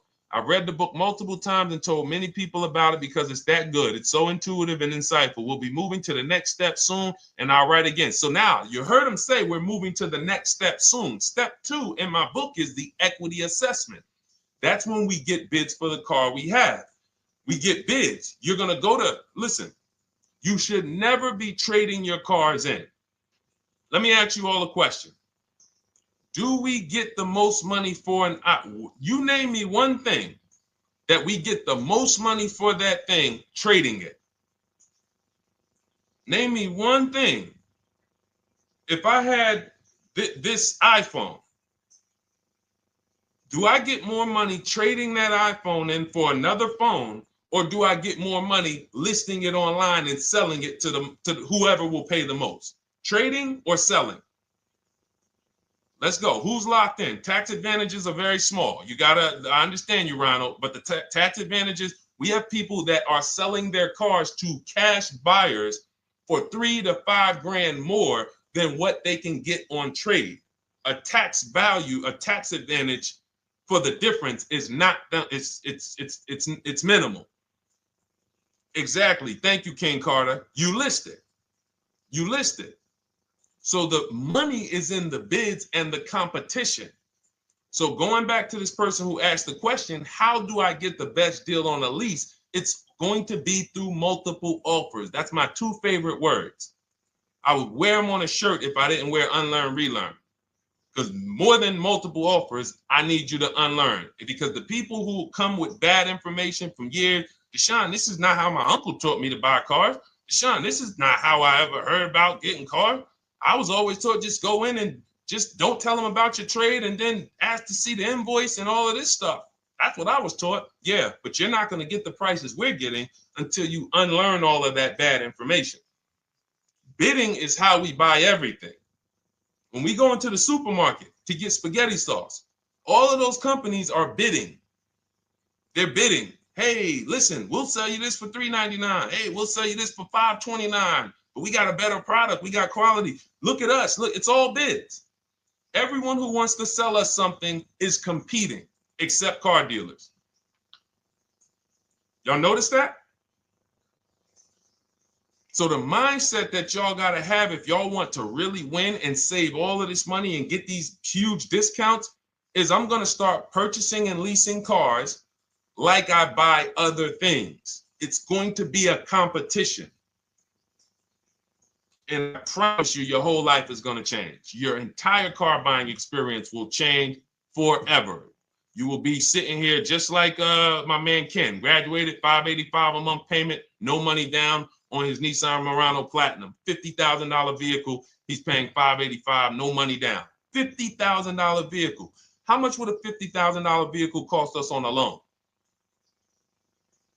if he purchased it?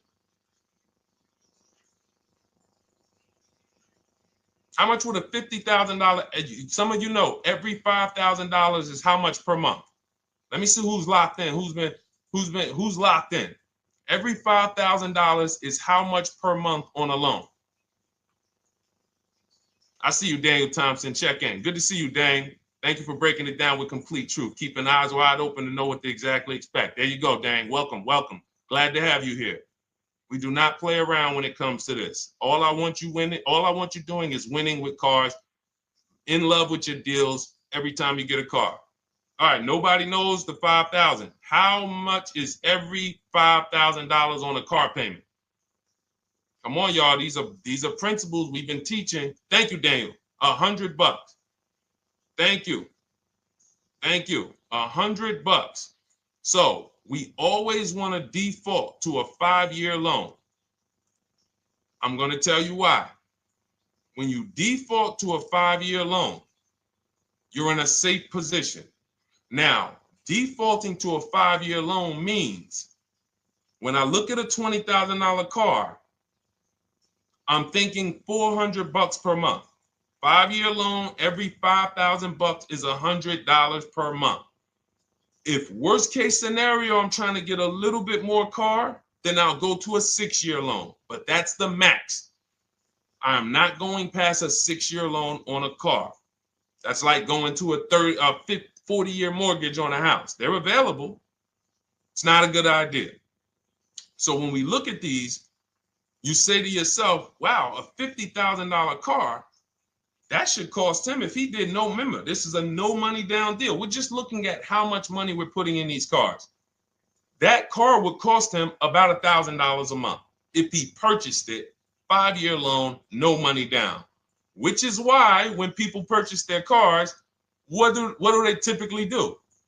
Come up with a ton of money, 10 grand, 15 grand, 20 grand, because they're going to pay into that car to try to lower that payment, because that payment. But some of us who don't have the down payment, we're financing most or all of the car. But here's the thing. I don't want you to feel bad if you're one of those people who are like, Deshone, I really don't be having those down payments of 10 grand, 15 grand, but I want to drive something quality. Exactly, I hear you. Here's the bad part about the people who are putting 15 grand down on their cars, but they're breaking the 8-year rule. This is what we call in Cars from Home and everything I teach. The most important question is how many years are you going to keep this next car? If it's not 8, then we don't purchase those cars, because here's what happens with people who go into their bank account, slap $15,000 down in a car, and don't keep the cars 8 years. And if anybody's willing to be honest, they will confirm this right here on the stream. When they go to replace that car in 3 years or 4 years, they literally have a little bit of equity. Maybe they're just breaking even. They're not getting that 15 grand back. It's gone. It's gone. Anyone who puts 10 grand down on a car and then comes back in 3 years, 4 years, all right, I had the car 4 years, 5, listen, I'm going to switch this thing up. They still have a payment. They are barely breaking even.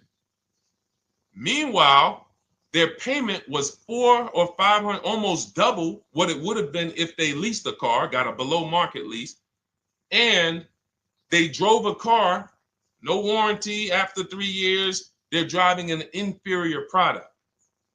So if it sounds like I'm here to destroy people from purchasing who are not keeping their cars long term, that is the goal.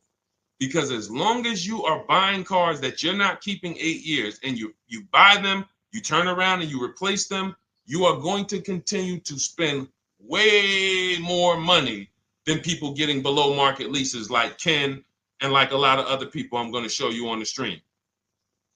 Lots of other people. Look, dealer American Senior Benefits Plan. He's enrolled with us under his company name. Dealer MSRP on this car was $36,300. 2025 Kia Sport X line. MSR, boom, boom, 561. Monthly payment is $400. Use the system back and forth. Got $400 a month on a 2025 $36,000 car. Once we put our taxes and fees in that would be a $700+ payment. $700 payment. He's paying $400.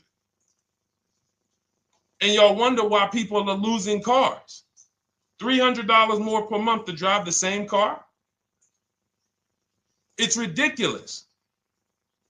Imagine somebody like you, when you learn, now you're pulling up. I'm going to tell y'all one more story, and then we'll go into some more questions, because you might not remember what I'm saying. So those of you who have the book, you got this for the rest of your life. But you will remember, hopefully, a story. I'll tell you about my neighbor. So my neighbor finds out that I'm into this car business and that I educate. And he said, hey, Deshone, I was watching some of your videos, and I come across this 8-year rule that you teach. And his wife had actually had a Kia Telluride. Popular vehicles, probably been one of the most popular SUVs, that the Palisade, since 2007, 2019. Super popular vehicles. People were charging $5,000 over sticker for them during the pandemic. People were paying it. We were getting them at discounts. Now, his wife totals the truck. She has an accident, totals the truck. She's fine. Truck is totaled.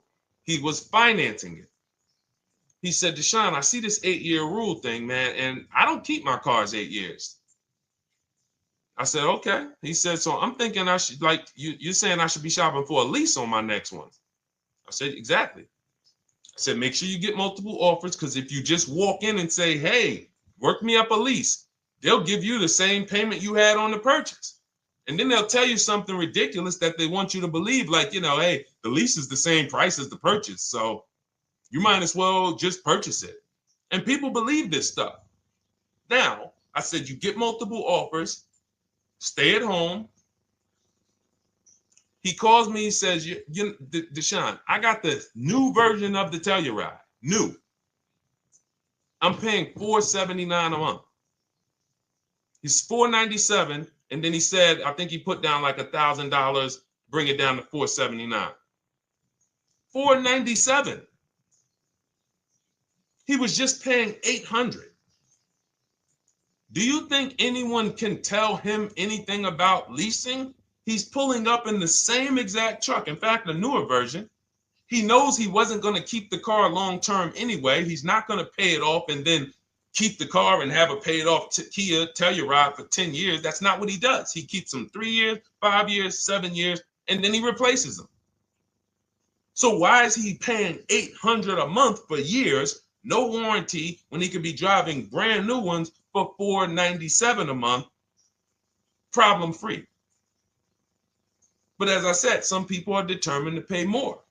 But the people who, once you get this leasing thing, if you're not keeping your cars, it will change your life. Now, again, I got a car I'm purchasing, we're keeping it. Anything you are buying, keeping 8 years, forget about leasing. It shouldn't be a thing. Who keeps their cars more than 8 years? Let us know. You're an 8+ year person, let us know. In fact, I don't even want to ask, who has a car right now that they've had more than 8 years? And then we'll answer. I want to get Kathy's question too. And then let's get some purchase questions. Let's get some used car questions. Let's get some bank financing questions. We do it all here. But one of the most misunderstood subjects is this leasing thing, and it is costing you guys thousands of dollars every year. And you're driving old cars with no warranties, paying high payments on them because somebody told you you should be purchasing cars. I'm here to tell you they owe you money. They owe you money. All right? So who has a car right now that they've had more than 8 years? Let us know. How many years have you had it? And by the way, for those of you who just joined, this is our Tuesday, May 6th live. We are live every Monday through Thursday at 12 noon Eastern time. So for those of you who are here catching us live, that's when we're live. We will rebroadcast this and replay this show throughout the rest of the day for those who could not catch it, or if you had to jump off, go back to work. You're like, oh, I got to go back to work. You can catch it on the replay throughout the day. But we are live Monday through Thursday at 12 noon. So welcome to the people who are here. EJ, driving a lot of miles does not matter. Let me break this down for you. So right now, let's go to somebody who else has a lease.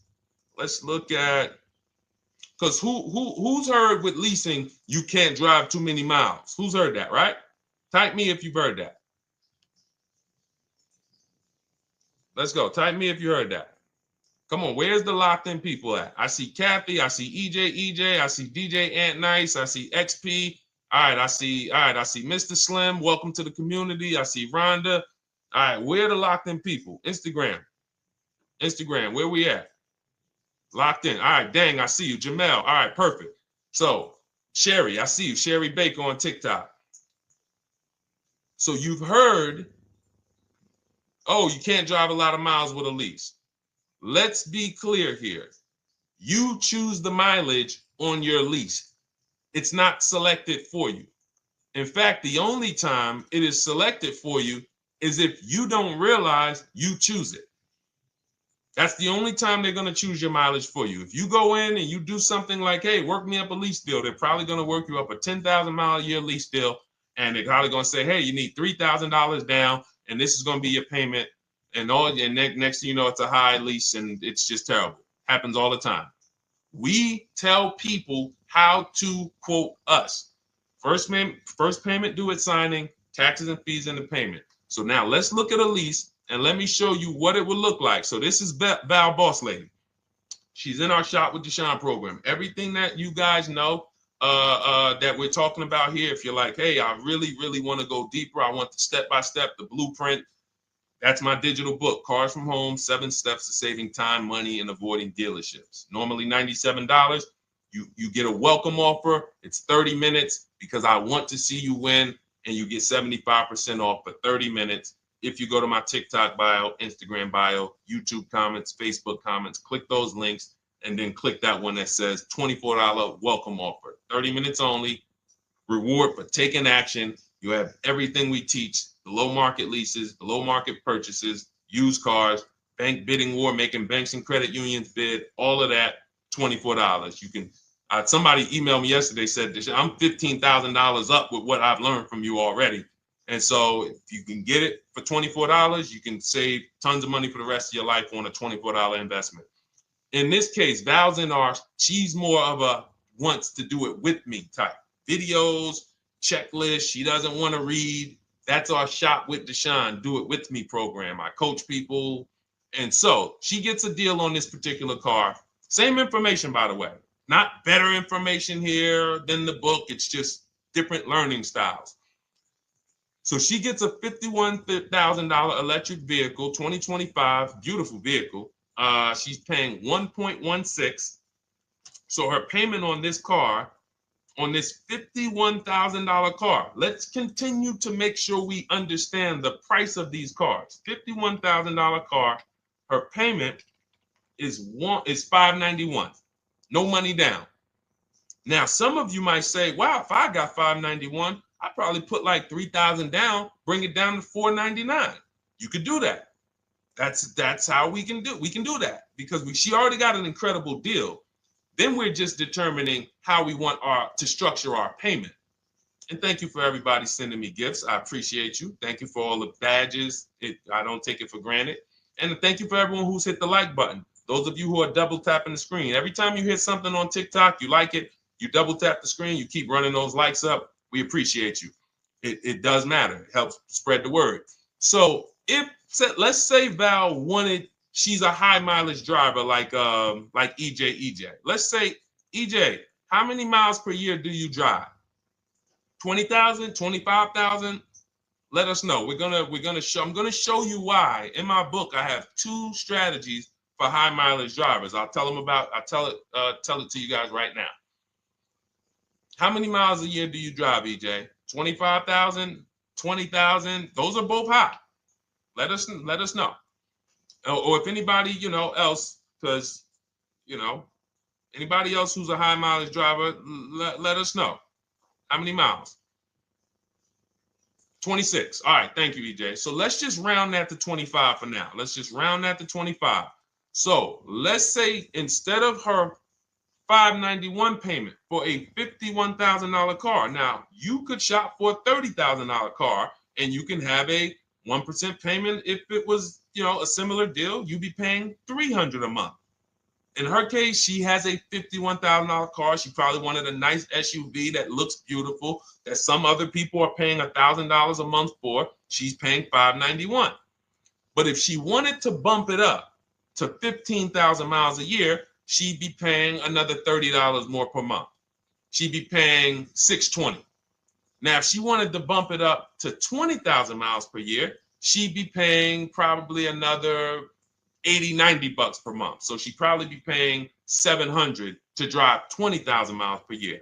Now, let me tell you guys, because some of you guys who are like, yo, man, those payments are high. We're talking about $50,000 cars here.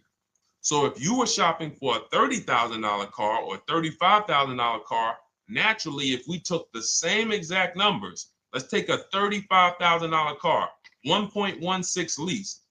That's a 406 payment, probably $399. So now, in order to go, and let's say you're a high mileage driver, just like EJ, you want to add another 15,000 miles to your lease. You're probably going from 400 to 550 or 575. But you have all the mileage you need. And here's the beautiful thing about that. If I'm paying $175 more per month, but I get all the mileage I want, and when I drop this thing off, I get a new one, I don't have to worry about negative equity, and I put no money down. That is way better than what most people are doing out here, what everyone's doing. Because I'm gonna tell you what most high mileage drivers do who don't put money down. They will go in, buy a car, take a super long loan, 6 years, 7 years, just so they could afford the payment. Now, here's what happens. They drive the car, they put 25,000 miles a year on it. They come back in 3 years or 4 years, and they say, wow, I got 100,000 miles on this thing already. Let me go and swap out the car. What situation are they in at that point, guys? You put 100, you got a 6-year loan, average loan. You drove 25,000 miles per year. You put 100,000 miles on the car in 4 years. You come back, you still have 2 years of payments left. 15 grand negative equity. I used to see it all the time. Thank you, I am rich. Locked in on Instagram. I see you. Locked in. See it all the time. Every car salesman who has dealt with a normal 25,000 mile high mileage driver that does not keep their cars sees it all the time. They come in, yo, man, what you do for a living? Man, yeah, I do DoorDash, I do Uber. Oh man, I work in sales. You know, I'm on the road a lot. You know, I'm here. You know, all right, I want to replace this thing. I got like 110,000 on it. Okay, you still got a loan on it? Yeah. All right, we already know you got negative equity. Then we appraise the car. All right, the car's worth like 7,000. How much you owe? Man, you owe 19,000. All right, well, what can I do? Can you get me into something? Roll that loss all the way over. On top of that, you finance the car, so your payment is high. You finance the whole car, so you're paying a high payment compared to if you had leased, just literally shop for your leases, added your miles to the lease that you needed. You're paying $175 more per month. You got a brand new car. And I'm going to tell you, I did not make this up. I learned this from someone. A lot of what I'm teaching you, I learned from my clients when I was in the dealership. This guy, I worked at Hyundai for six weeks. Man, this dealership, the owners got indicted. I got out of there. Way before the owner got indicted. It just had straight up highway vibes, like the worst you could ever imagine. As I was in there for 6 weeks, I was a manager. I enjoyed being a manager. We did a lot of deals in my department in 6 weeks. But I said, I am out of this place. Anyway. But I learned something very valuable there. We had a client a customer was returning his lease on his Hyundai Sonata.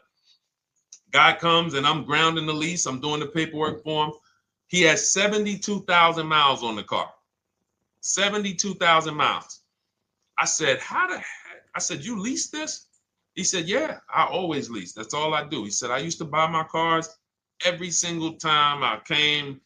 I had to put large down payments, 10 grand, and then I'm still having negative equity when I come to trade it in. I'm having high payments. It's ridiculous. I looked at his payment, and let's say the average payment for a good deal on a Sonata at that time was $300, $325, whatever it was. He was only paying like $550. He was only paying like $150, $175 more per month. He had a 25,000 mile a year lease. And that's what he did. I drive these cars, I'm on the road, boom, boom, boom. I change my tires, I do my maintenance, 3 years. It's a fixed cost. There's no variable cost. I don't have any surprises. I'm not getting hit with a negative equity bill that I got to transfer, which means when I transfer my negative equity, I get less car on the next transaction Because if I got to bring over 15 grand of negative equity, that's probably 300 a month that I'm paying for my old car when I get my new car. So if my new car was 400 a month, but my negative equity is another 300 a month, I'm getting less car for my money because now I got to take all those losses and bring them over to my new car. This is high mileage drivers and people who don't understand leasing. That's why you're losing so much money. And when you just flip the switch and realize Deshone is not talking to me emotionally, I am not talking to you about never do this, like these other people who say this, do this. This is how you buy a car. They never talk numbers. Y'all notice that? You notice that, right? You never hear them talk numbers. It's always never do this, always do this. This is the worst way to do this. This is the most expensive way to do this. This costs you the most money. They never talk numbers though. That's why everything I do is to show you the numbers. Thousands of transactions since 2006 in the car business, helping people the last 4 years all around the country. This is the numbers that they might not understand. So if you're not keeping your car 8 years, it does not matter if you drive 20,000 miles a year, 25,000. You should be looking at a high mileage lease. Or my second strategy for high mileage drivers is this, because some of you want a nice car. This is for my people who you're like, man, Deshone, I'm on the road. I got my car that I do my work in. I kind of, slep it around. I don't really want to lease something and then put, that wear on it. I got stuff. I'm throwing bags in the back, whatever it may be. There's a strategy we created called 2 cars, 1 payment. And what will happen is your first car will be a purchase. And if you have an existing car, you're going to keep that. So let's say you have a car now, you're driving a lot of miles, you're doing your 25,000 miles a year. You pay that car off. You keep that car, and then you go and you lease you something nice, regular mileage. So you might get a 12,000 mile a year lease, and then you drive 12,000 in your mileage car, 12,000 on your nice car. Because some people are like, I want a car that I could, when I need to go somewhere nice, this is what I want to drive. When I'm with my family, this is what I want to drive. But when I go to work 5 days a week, I'm going to drive my mileage car, 3 or 4 of those days, and then I'll take the lease maybe 1 of those days, and I'm splitting the mileage. You still have 1 payment. It's low. And then every couple years, you replace the mileage car or you replace the lease car, and depending on when the lease is up. But you want to keep that, and that mileage car should be something that will last. Ideally, something that you can get 200, 300,000 miles a year out of that car, because that's what that car is there for. Man, I'm hopping in this thing, man. Oh, transmission went out at 170,000 miles. Go get you a rebuilt transmission, boom, boom, drop it in there for $2 grand, get another 80,000 miles out of that car, but you still got your lease car and you're just splitting the mileage. Both of those are short-term strategies for high mileage drivers. That is not for long-term people. If you're a long-term person, I keep my cars 8+ years, forget about leasing. You should just be finding the best deal, below market purchase, keep the car, something you can keep for 8+ years. You can put 30,000 miles a year on a car 8 years in a row. If you get the right car, and in 8 years, you got 240,000 miles, and then you replace it. Forget about leasing. This is only for you guys not keeping your cars 8 years. You're getting killed on depreciation. You're paying tons of money. This is you are the people who should be leasing. Okay?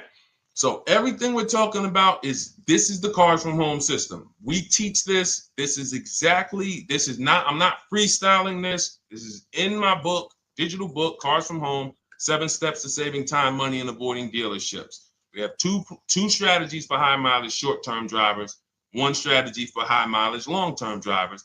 And so if you want your copy, you can get it for 75% off. That's our welcome offer to you.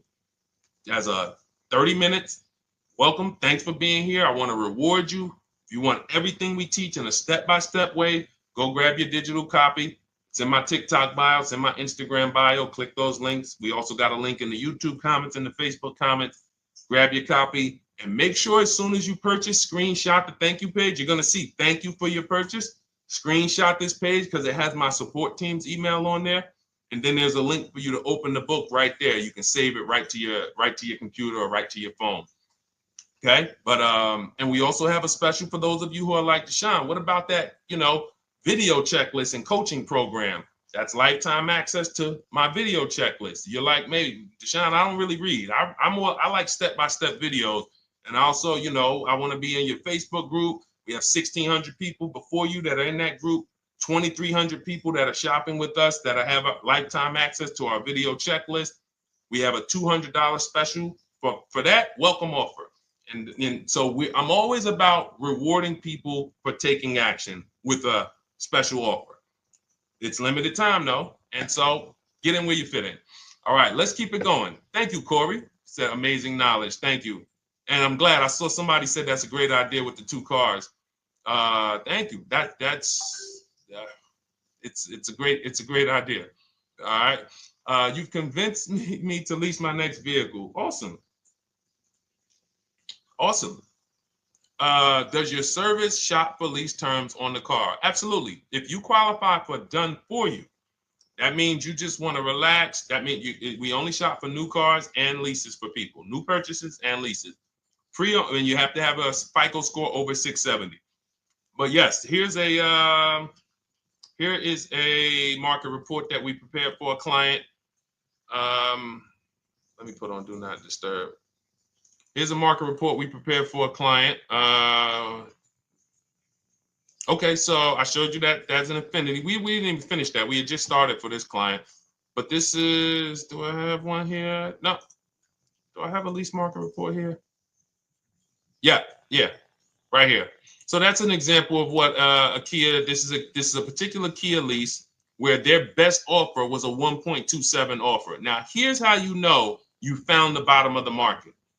And again, whether you're using the book or whether you're calling around, again, you can call around to do this. The key is not going into dealerships. You cannot do this going in. Once you get your offers, you know you found the bottom when your best offer is between $150 to $200 less per month than your worst offer. And if you're purchasing, you should see a spread of between $3,000 and $5,000 minimum between your best offer and your worst offer. That's when you know you've shopped correctly. Because until you find the 80% dealers, you have not shopped correctly. If you're like Deshone, these prices still seem close. You have not found, you're talking to the 80%. You haven't found the 20% yet. Because the 20% is going to be that $3,000 to $5,000 less than the 80%. That is just the numbers. That's the way it works. So yes, so when some cars you're going to see that the lease program won't allow for a 1.1% lease. The best offer, like, we've shopped Hyundai Palisades for years. And I got my dad one back in November. And his best offer is like around 1.3, 1.28. That's the best I've ever seen on a Palisade. I've never seen a 1.1 on a Palisade. I've had people in our Charles. Some of you know I posted pictures of him when he got his Palisade last year. We clear out the old pictures because we got a bunch of new people with 2025. So we're not going to sit here and talk about 2024s anymore. We got Ken, we got Melissa, we got Sheree, we got a bunch of new people, just Ralph. We're not going to, but I do remember posting Charles who got his Palisade and he's like, he shopped, used the system, got his multiple offers. Best deal was 1.3. So that's where it comes in at because of the lease program. That dealer is already taken off to win the bid, probably taking off $5-6 grand. But if they don't have more rebates and more incentives and a better, then it's not going to lead to a 1% lease. So the 1% leases come from major incentives. Maybe sometimes they have too many of the vehicles. They want to move them. Lots of bank support. But what I tell you is you should be looking for between 1.25 and 1.5. That's how you should budget for a lease, between 1.25 and 1.5. That's a great deal. And if it has a really aggressive lease program, once you get your bids, you're going to see it fall under the 1.25. You see it fall into 1.1, 1.2. but we don't know what the lease program will be until after we shop for that vehicle. Okay? So yes, absolutely. It's an empowering way to shop. It's also fun because you can see, man, I'm not begging anymore. Like these people are like, please do business with me. Please do business with me. You know, and then you start to feel bad for everybody who's still in those dealerships doing it the old way because you know they're talking to the 80%. There's no way they can win. They don't even know there is an 80% to realize that's who they're talking to. So when the dealer says, all right, I'll take off $4,000, they're like, wow, I won. Man, the dealer took off $4,000. But if they saw the whole market, they would understand that that dealer actually is overpriced by $7,000, $10,000. So taking off the $4,000 means nothing. It's just sad. It's a sad thing. And that's why I spend my time trying to convert you guys from negotiating one-to-one to getting multiple offers so that you can see for yourself. All right. Thank you, Julie, name Richardson. Thank you for sharing. XP got the number 2 gifted badge. Forgive me because I don't really know what that means, but I just know that's what it's saying. So I appreciate it. Thank you, Corey22. Sherry Baker, thank you so much. Number 1 gifted badge. All right, let's go to some more questions. We got some more questions. Dolan, I'm sure you got a lot of them.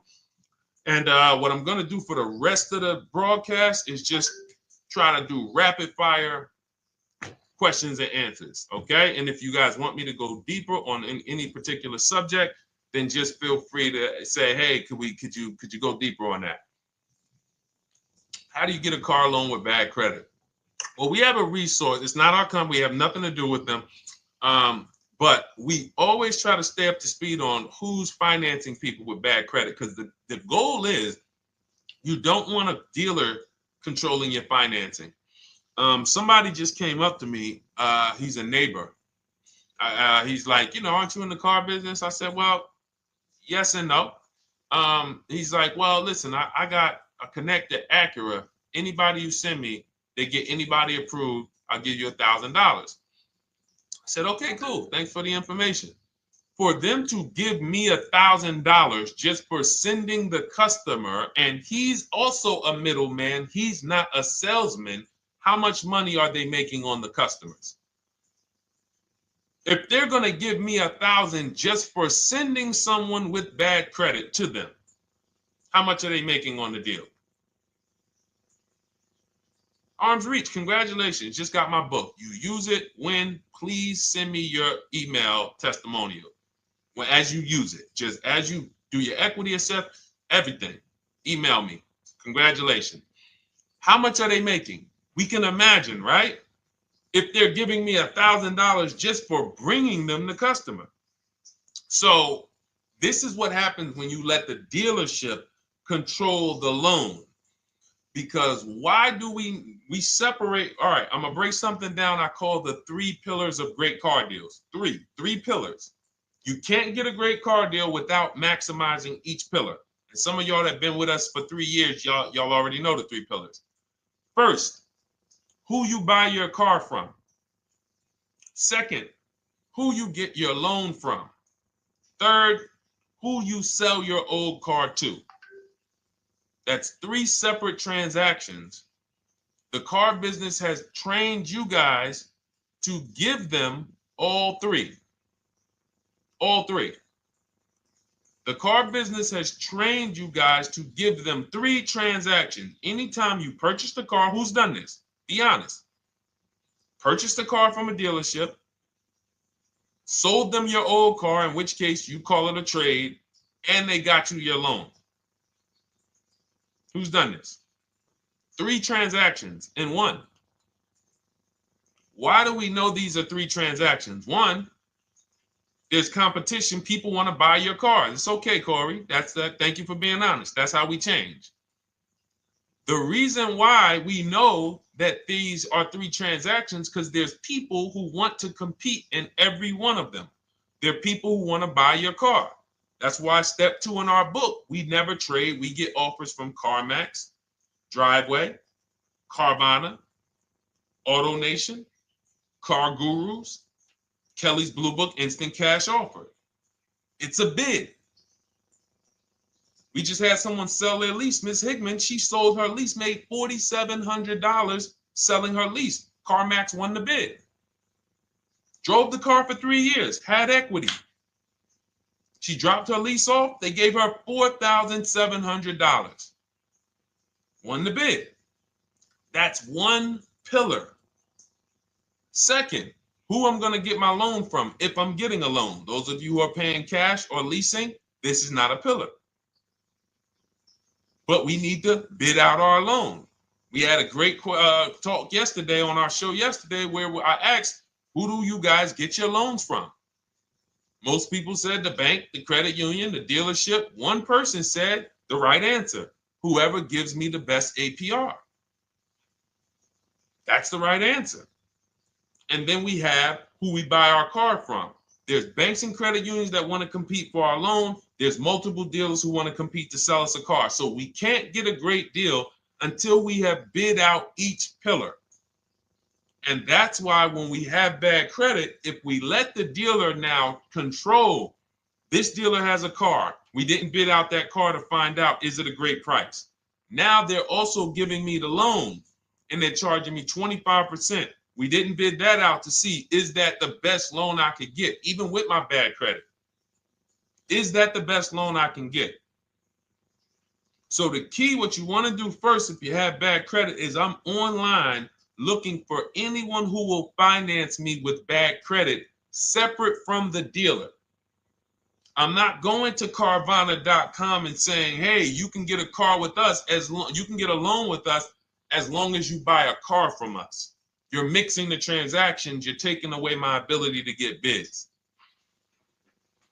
I'm finding someone you should check out. There's a resource. Oh my goodness, what's the name of the company? It's in my book, but I want to give it to you. Goodness, it's slipping my mind right now. Send me an email or DM, because here's the thing. If you use just that part and get the loan funded, but you don't know how to bid out everything else and structure your transactions, and are you keeping the car 8 years? Because if you're not keeping the car 8 years and you're like, Deshone, I hear you talking about leasing. I'm not keeping my car 8 years, but my credit's not good. The only purpose, if you telling me that I could be driving brand new cars for cents on the dollar, but I don't qualify right now, this car that I'm going to get is to set me up. So I'm not going to get a $30,000 car. I'm going to get me a $12,000 car, $10,000 car, the cheapest car I can get a loan on, so I can establish a payment history. And once I establish a 2-year payment history, yeah, I'm going to drive a car less than what I could drive. I got the money. I could afford more than this. But you're not setting yourself up for the right transaction. You should be setting yourself up and saying, all right, I'm going to sacrifice with this car, drive something that I know this is not my ideal car, but I'm going to build 2 years of payment history. So when I go and I swap into my lease in 2 years, I'm out with a brand new car. I'm paying cents on the dollar and I won.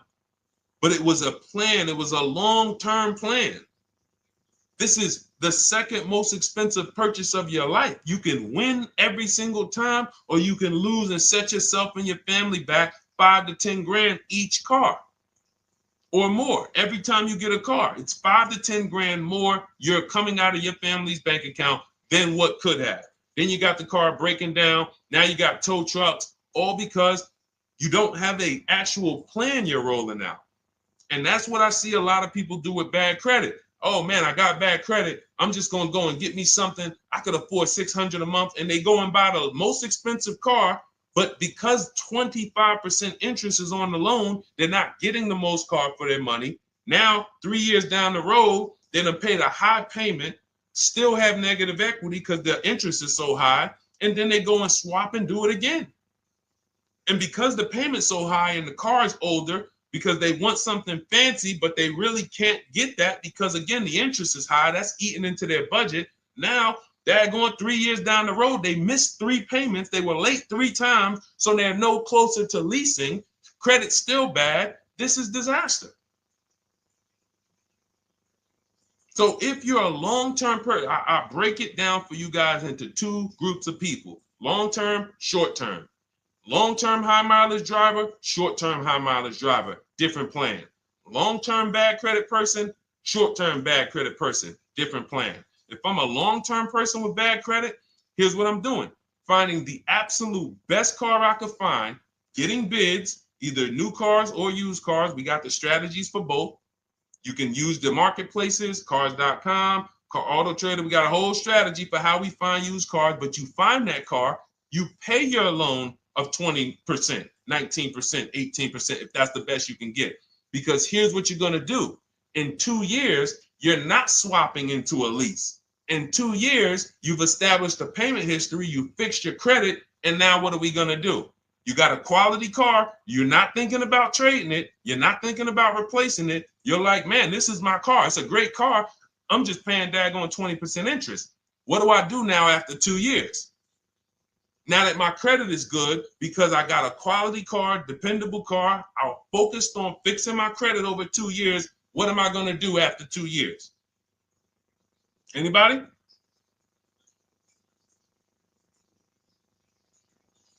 Thank you, Arms Reach. Refinancing the car. Exactly. Exactly. So that's the bad credit long-term strategy. Great car, dependable car, car's not going to break. This car is going to last me 10 years.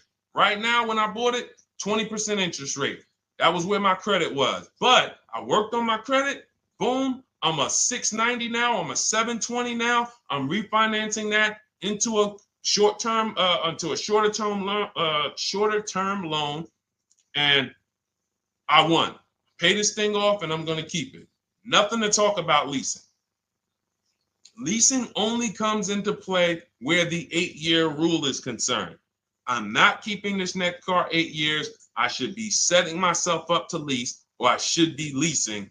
That's how I'm going to save the most money, keep the most money in my bank account, have the best car. Not even close. Not even close.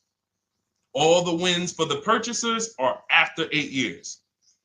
People who are like, man, Deshone, I got a car, man. I had this thing 12 years, man. It's been paid off for 6 years. I ain't had a payment.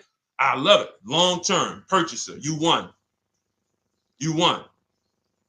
Who's in that situation? Who has a car outside that they've had for more than a decade? Paid off. You can give it to your son. You can give it to your daughter. It's an extra car. That's purchasing. That's the wins. That's what we call the reward stage of purchasing.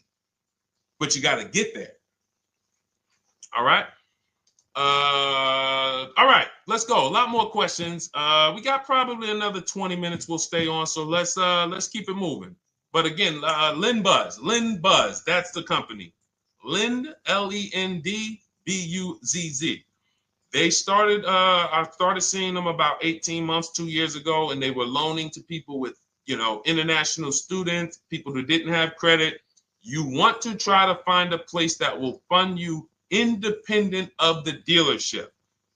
That is what your goal is at all times. Independent of the dealership. Here, you qualify based on your income and your credit. You qualify for $18,000. Go find a car now. That is what you want.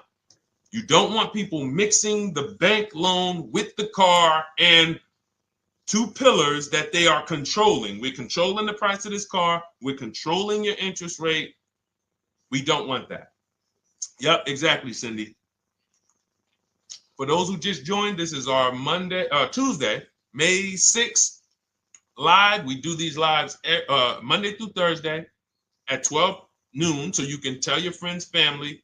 We wanted to now come up with a constant and consistent time where I can meet with you guys. If you don't have, if you can't stay the whole broadcast, we will replay these throughout the day because sometimes people got to jet back to work. They're watching us on the lunch break. You can catch up on the whole rest of the show throughout the day, all the way up until tomorrow, and then over the weekend, we'll play a whole compilation of all the shows for people who really want to dig in and hear all the questions that we answered throughout the week on, Monday through Thursday. But if you want to join us live, set your calendar, set an alarm, meet us on any channel. We're on TikTok, Instagram, Facebook, and YouTube on the Deshone the Auto Advisor channels, 12 noon, Monday through Thursday. All right. Let's go. Next question, Dolan.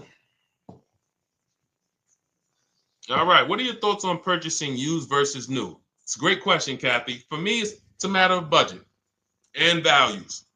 It's only a matter of values if you can afford both. So if you can get everything you want in a new car for your budget, everything you want, everything that you need, and you can afford it in a new car, you have the option to choose both. So it becomes a matter of values. In my book, I teach, are you a person who's like, I want to reward myself. I only get a new car every decade. I'm going to keep this thing 10 years. I want the latest and greatest. Therefore, I'm going to shop and get the best offer, get me a below market purchase. Because y'all notice I always put in a caveat of a below market purchase, below market lease. That's all we're talking about here with Cars from Home. That's all we're talking about. You need to, every purchase you make or lease you get, you want it to be a below market lease or purchase. So now, if I could afford both, is it I'm going to reward myself with a new vehicle, or do I have these other values where I actually want to knock 20 to 30 to 40% off the price to get even more for my money? So that's really up to you if you can afford both. There's no right or wrong there. It's a matter of, like I said, the values. Now, some of you once you look at your budget, I have a tool in my book and in our video checklist, the coaching program called the Perfect Budget Calculator. We invented this. So it's not on Google. You'll hear a lot of the stuff, almost nothing we teach. You're like, if you ever go to look for it, the 8-year rule. No one talks about it. We created it. This is our intellectual property that we created to teach you guys to create these boundaries, the rule of 72 and the 10th birthday, 1.5% rule for overpaying for leases. These are all things that are absolutely proprietary to Cars from Home. But one of them is this Perfect Budget Calculator. Sometimes when we're factoring budgets with most calculators, they don't include fees that we know dealers have. And I'm talking about legitimate fees, tax, documentation fee, motor vehicles. So we're putting our budgets together, but we always get caught out there. Who's had that happen? You got it all figured out. You get to the dealership, you bought the car, and they're like, well, what are you going to do with the fees? Because you got $3,000 in taxes and fees. And you're like, oh, where'd that come from? Sometimes they're lying and sometimes it's legit. But none of these calculators factor in the fees and everything like that. So we created this Perfect Budget Calculator that does. But here's the thing. Once you find out what your budget is, even if you're budgeting with a normal calculator, just add a couple thousand to account for the taxes and the fees. But you might see, I can't get everything I want in a new car for this budget. Everything I need, I can't get for this $24,000, in which case I need to go and look for a pre-owned one. So that's why I said, in reference to your question, Kathy, what are my thoughts on purchasing used versus new? It's a matter of values and budget. Budget first, because budget will determine if you can afford both and get what you want. But if you can afford both and get what you want, then it's a matter of values. Okay? So again, everything we're going over is in my new digital book. It's called Cars from Home, 7 Steps to Saving Time, Money, and Avoiding Dealerships. It's 5-star rated. Thank you to everybody who has taken the time to rate it and review it on Goodreads.com. It means a lot. And we can't continue to get this information out without you guys. So we appreciate you.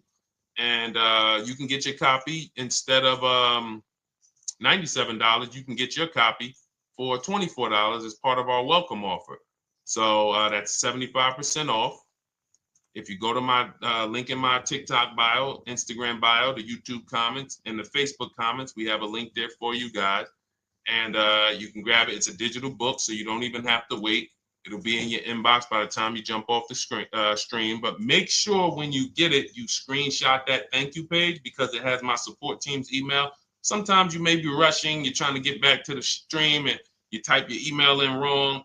Also, as soon as you purchase, the link to open the book is right there. So it'll say open the book below. You can save it to your computer. But I would rather you get it for $24 than $97. Although we've sold a lot at $97 because people feel it's worth every dime. You're going to save thousands and thousands of dollars for the rest of your life using what's in the book. Your first transaction, you probably save $4,000 to $6,000 to $8,000 depending on the car. So $97 is great, but $24 is even better. All right. And for those of you who have a different learning style, you'll see in there, shop with Deshone. You're more of a do it with you person. Do it with me, Deshone. Okay. We have lifetime access to shop with Deshone, and I coach you personally for 6 months. So we jump on Zoom calls twice a month. And some of you who may qualify for done for you, just do it for me. If you qualify for that, we have a welcome special for that too of $300 off. So get in where you fit. And those of you who are new or you're like, Deshone, I like what you're talking about, but I still don't trust you. You can start with our free cheat sheets. So just start somewhere so that you can start to reinvent how you're car shopping. Magley, how are you? Oh man, of course I remember you. Following for years. You actually were following me from the time God blew me up on TikTok. That was 2021. So I absolutely remember you and I appreciate you. And yes, it's so good to see you. Absolutely. Absolutely good to see you. All right, Dolan, we got a couple more questions. We got time for a couple more. Let's try to go as fast as possible. The discount for the book is not working. It says time ran out. It's 30 minutes. I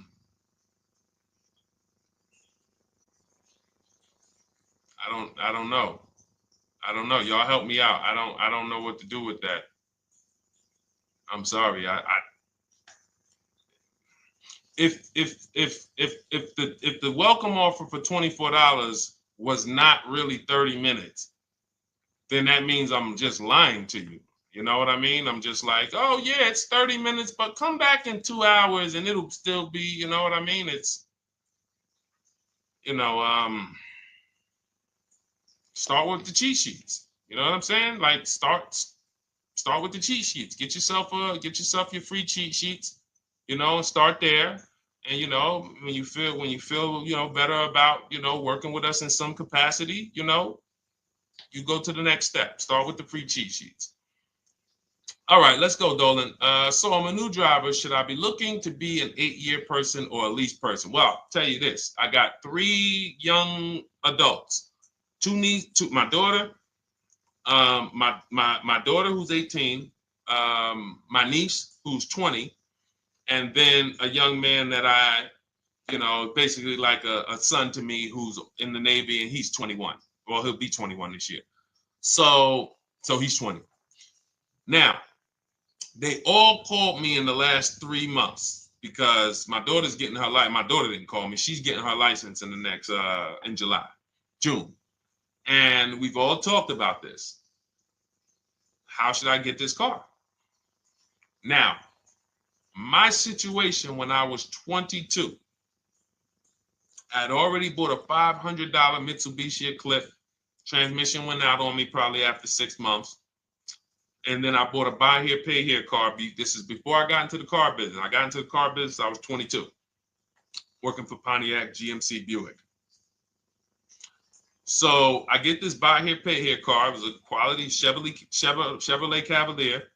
I didn't know anything about cars, so I went to a local spot. They said, hey, put down this, just pay us $50 a week. So I did that. But 22, I had my daughter, and my boss says to me, hey, why don't you lease something?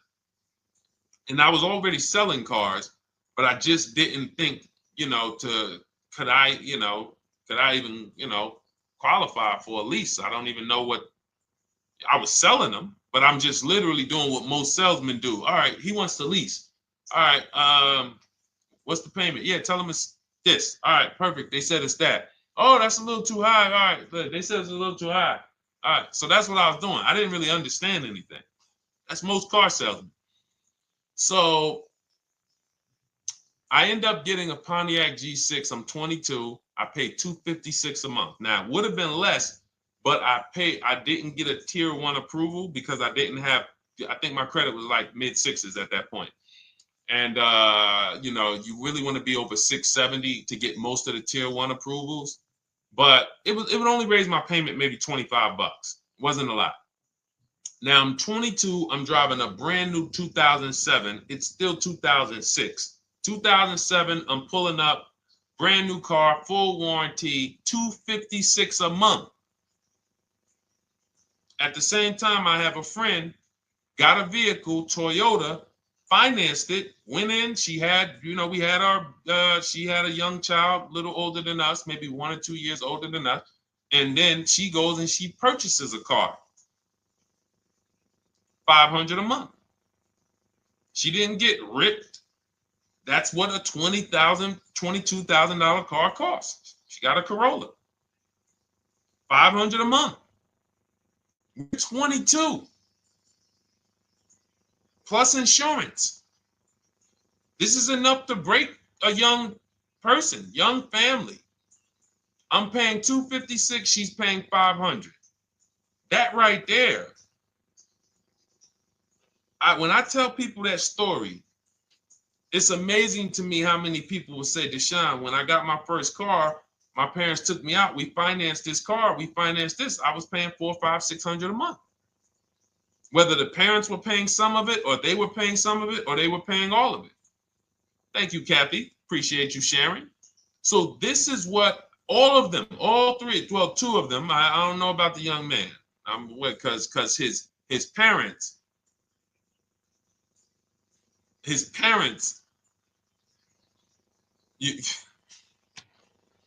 I'm not going to override your parents. And if your parents tell you that they think you should buy a used car or buy a good, then okay.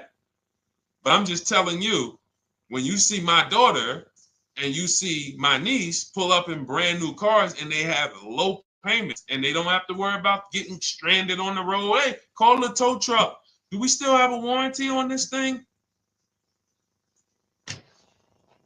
So I would be telling, again, 8-year rule. Because if I've had young people in their early 20s who are like, I'm not even into cars. Like, I'm going to buy this and I'm going to keep this car. Like, I'll keep it 8, 10 years. I don't. And I've had some people who they know when they get a better job, when they move to this, they're going to start a family. They're probably not going to keep the car 8 years. So it still goes back to the 8-year rule. Always. Always. Most young people, most people should be leasing their cars. That's how I did very well throughout my 20s. Praise the Lord, because I did not have high car payments. I didn't have cars breaking down on me where I had to be like, oh man, couldn't get to work today.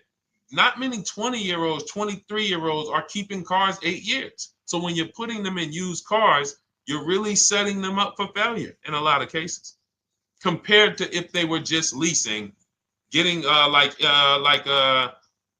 look, because some people be like, wow, are $300 car payments still out there? Oh yeah, they're still out there. Just you just are shopping for the right car. I know India had her look, Rosalie, she's in our Done With You video checklist and coaching program, like Cars from Home. She's, you know, this is our Facebook group she's commenting from. 3 vehicles she got, all for her sons, all of them. A Nissan Rogue, $399 a month. That's a $36,600 car. She got a Mazda CX-30. That's a $28,200 car. Payments $339 a month. $339 a month. And then she got a Mazda CX-50 for her other son, $40,000.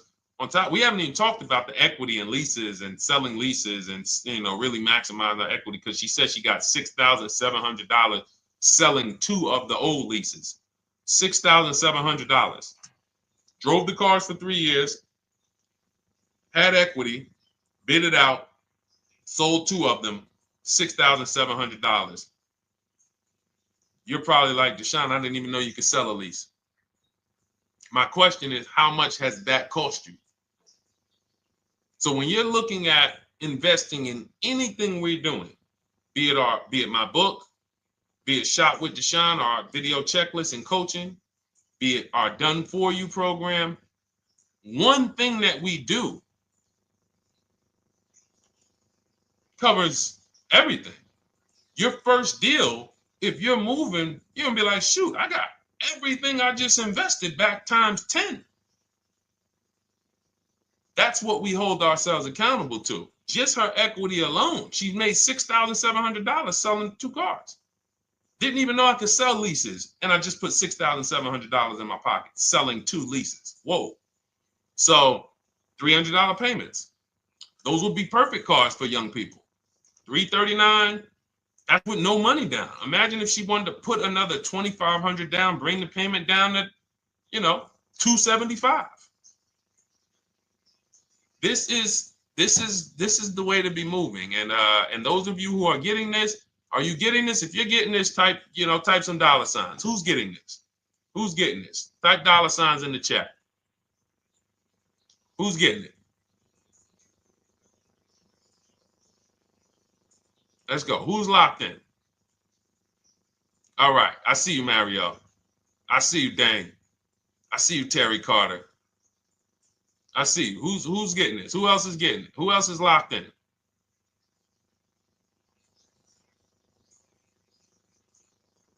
A lot of y'all on here.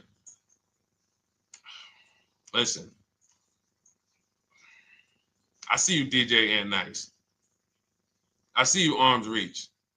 And I can tell the people that's locked in because they be like, all right, Deshone, you said you're here for 90 minutes. I know we got about 3 minutes left. I'm hanging for this whole thing. I don't want to miss anything. Shout out to the people that are locked in. All right. Go ahead, Dolan. Should the out-the-door price include your trade? First of all, that's a curse word. All right. We're going to go back to that because I got out of saying that for a while. We do not trade cars. So you probably just popped in maybe about 30 minutes ago on the stream. We were talking about the 3 pillars of great car deals: who you buy your car from, who you sell your car to, who you get your loan from.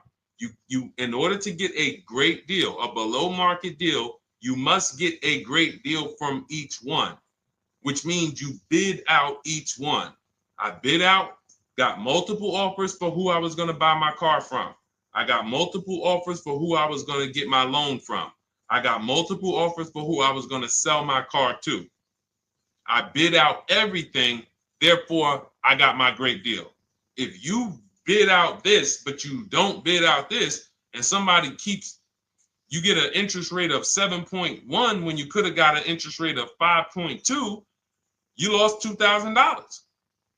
Depending on the cost of your loan, how much you're financing, you lost $2,000. Yeah, you did a bid on who you bought the car from, or you didn't bid out your trade, therefore you didn't find the highest bidder. You traded your car for 14. Another bidder would have paid you 18. You lost $4,000. So you got to bid out everything. That's why we do not trade. The only people that have to trade are people with a lot of negative equity who can't pay off the difference. And that's why I am the reason for negative equity is not understanding leasing. You buy your cars, take out loans, switch the car. Negative equity. It's literally the reason for negative equity is I should have leased, but I didn't. Now I have negative equity because I'm replacing this car with a loan still on it.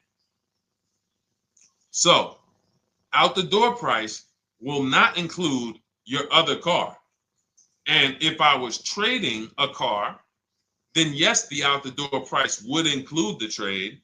But because we do not trade cars, our out the door prices don't include the trade. Let me show you an example of what our out the door prices look like. So these are some spreadsheets for our Done For You program where we shop for clients. You can see here, this is we shop for a Subaru for this particular client.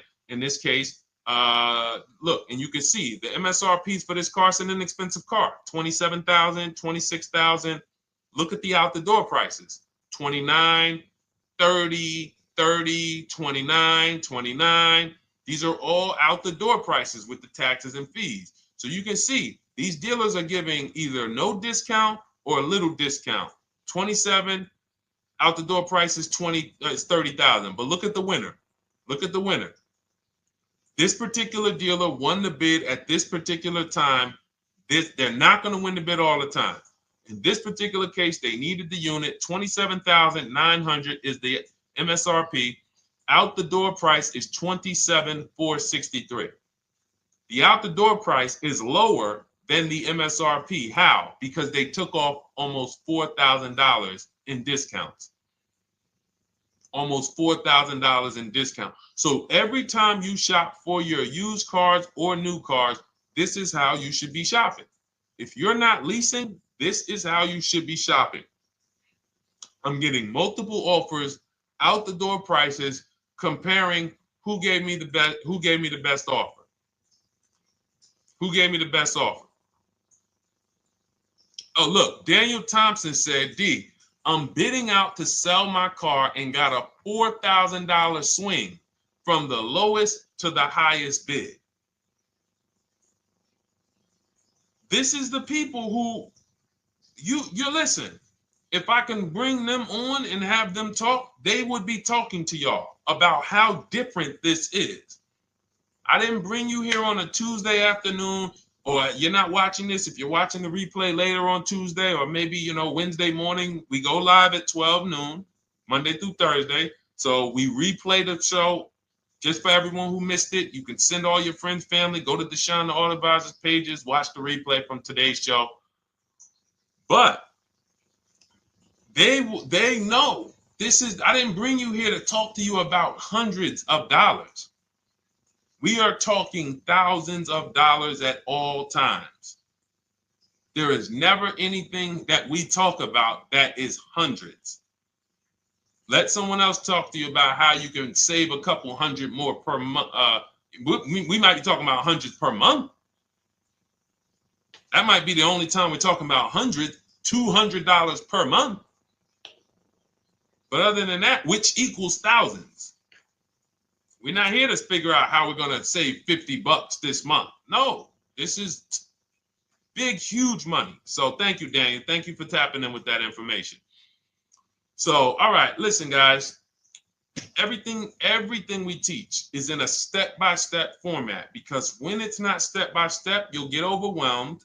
When it's step-by-step, you can challenge yourself to stay right on this step, check it off, move to the next step. Check it off, move to the next step. Step 7 in our Cars from Home process is delivery.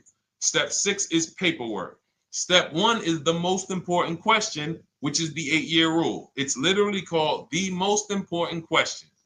8-year rule. How many years are you keeping the next car? Step 2 is the equity assessment. That's why you heard Wendell in his book testimonial. He said, I just completed the equity assessment and we got 30% more than the book value. Bidding it out. He said, I'm about to move to the next step. So everything we teach is step. Step 3 is deal structure, where we budget and we see, all right, how much car can we afford? What does a good deal look like? Step 4, we go shopping, which is choosing what we want. Shopping, looking, doing. We're not buying it. We're shopping the market. We're test driving. We are literally choosing what we want. Shopping, enjoying shopping. Step 5 is multiple offers. That's when we're in talking to dealers online, getting offers, getting bids.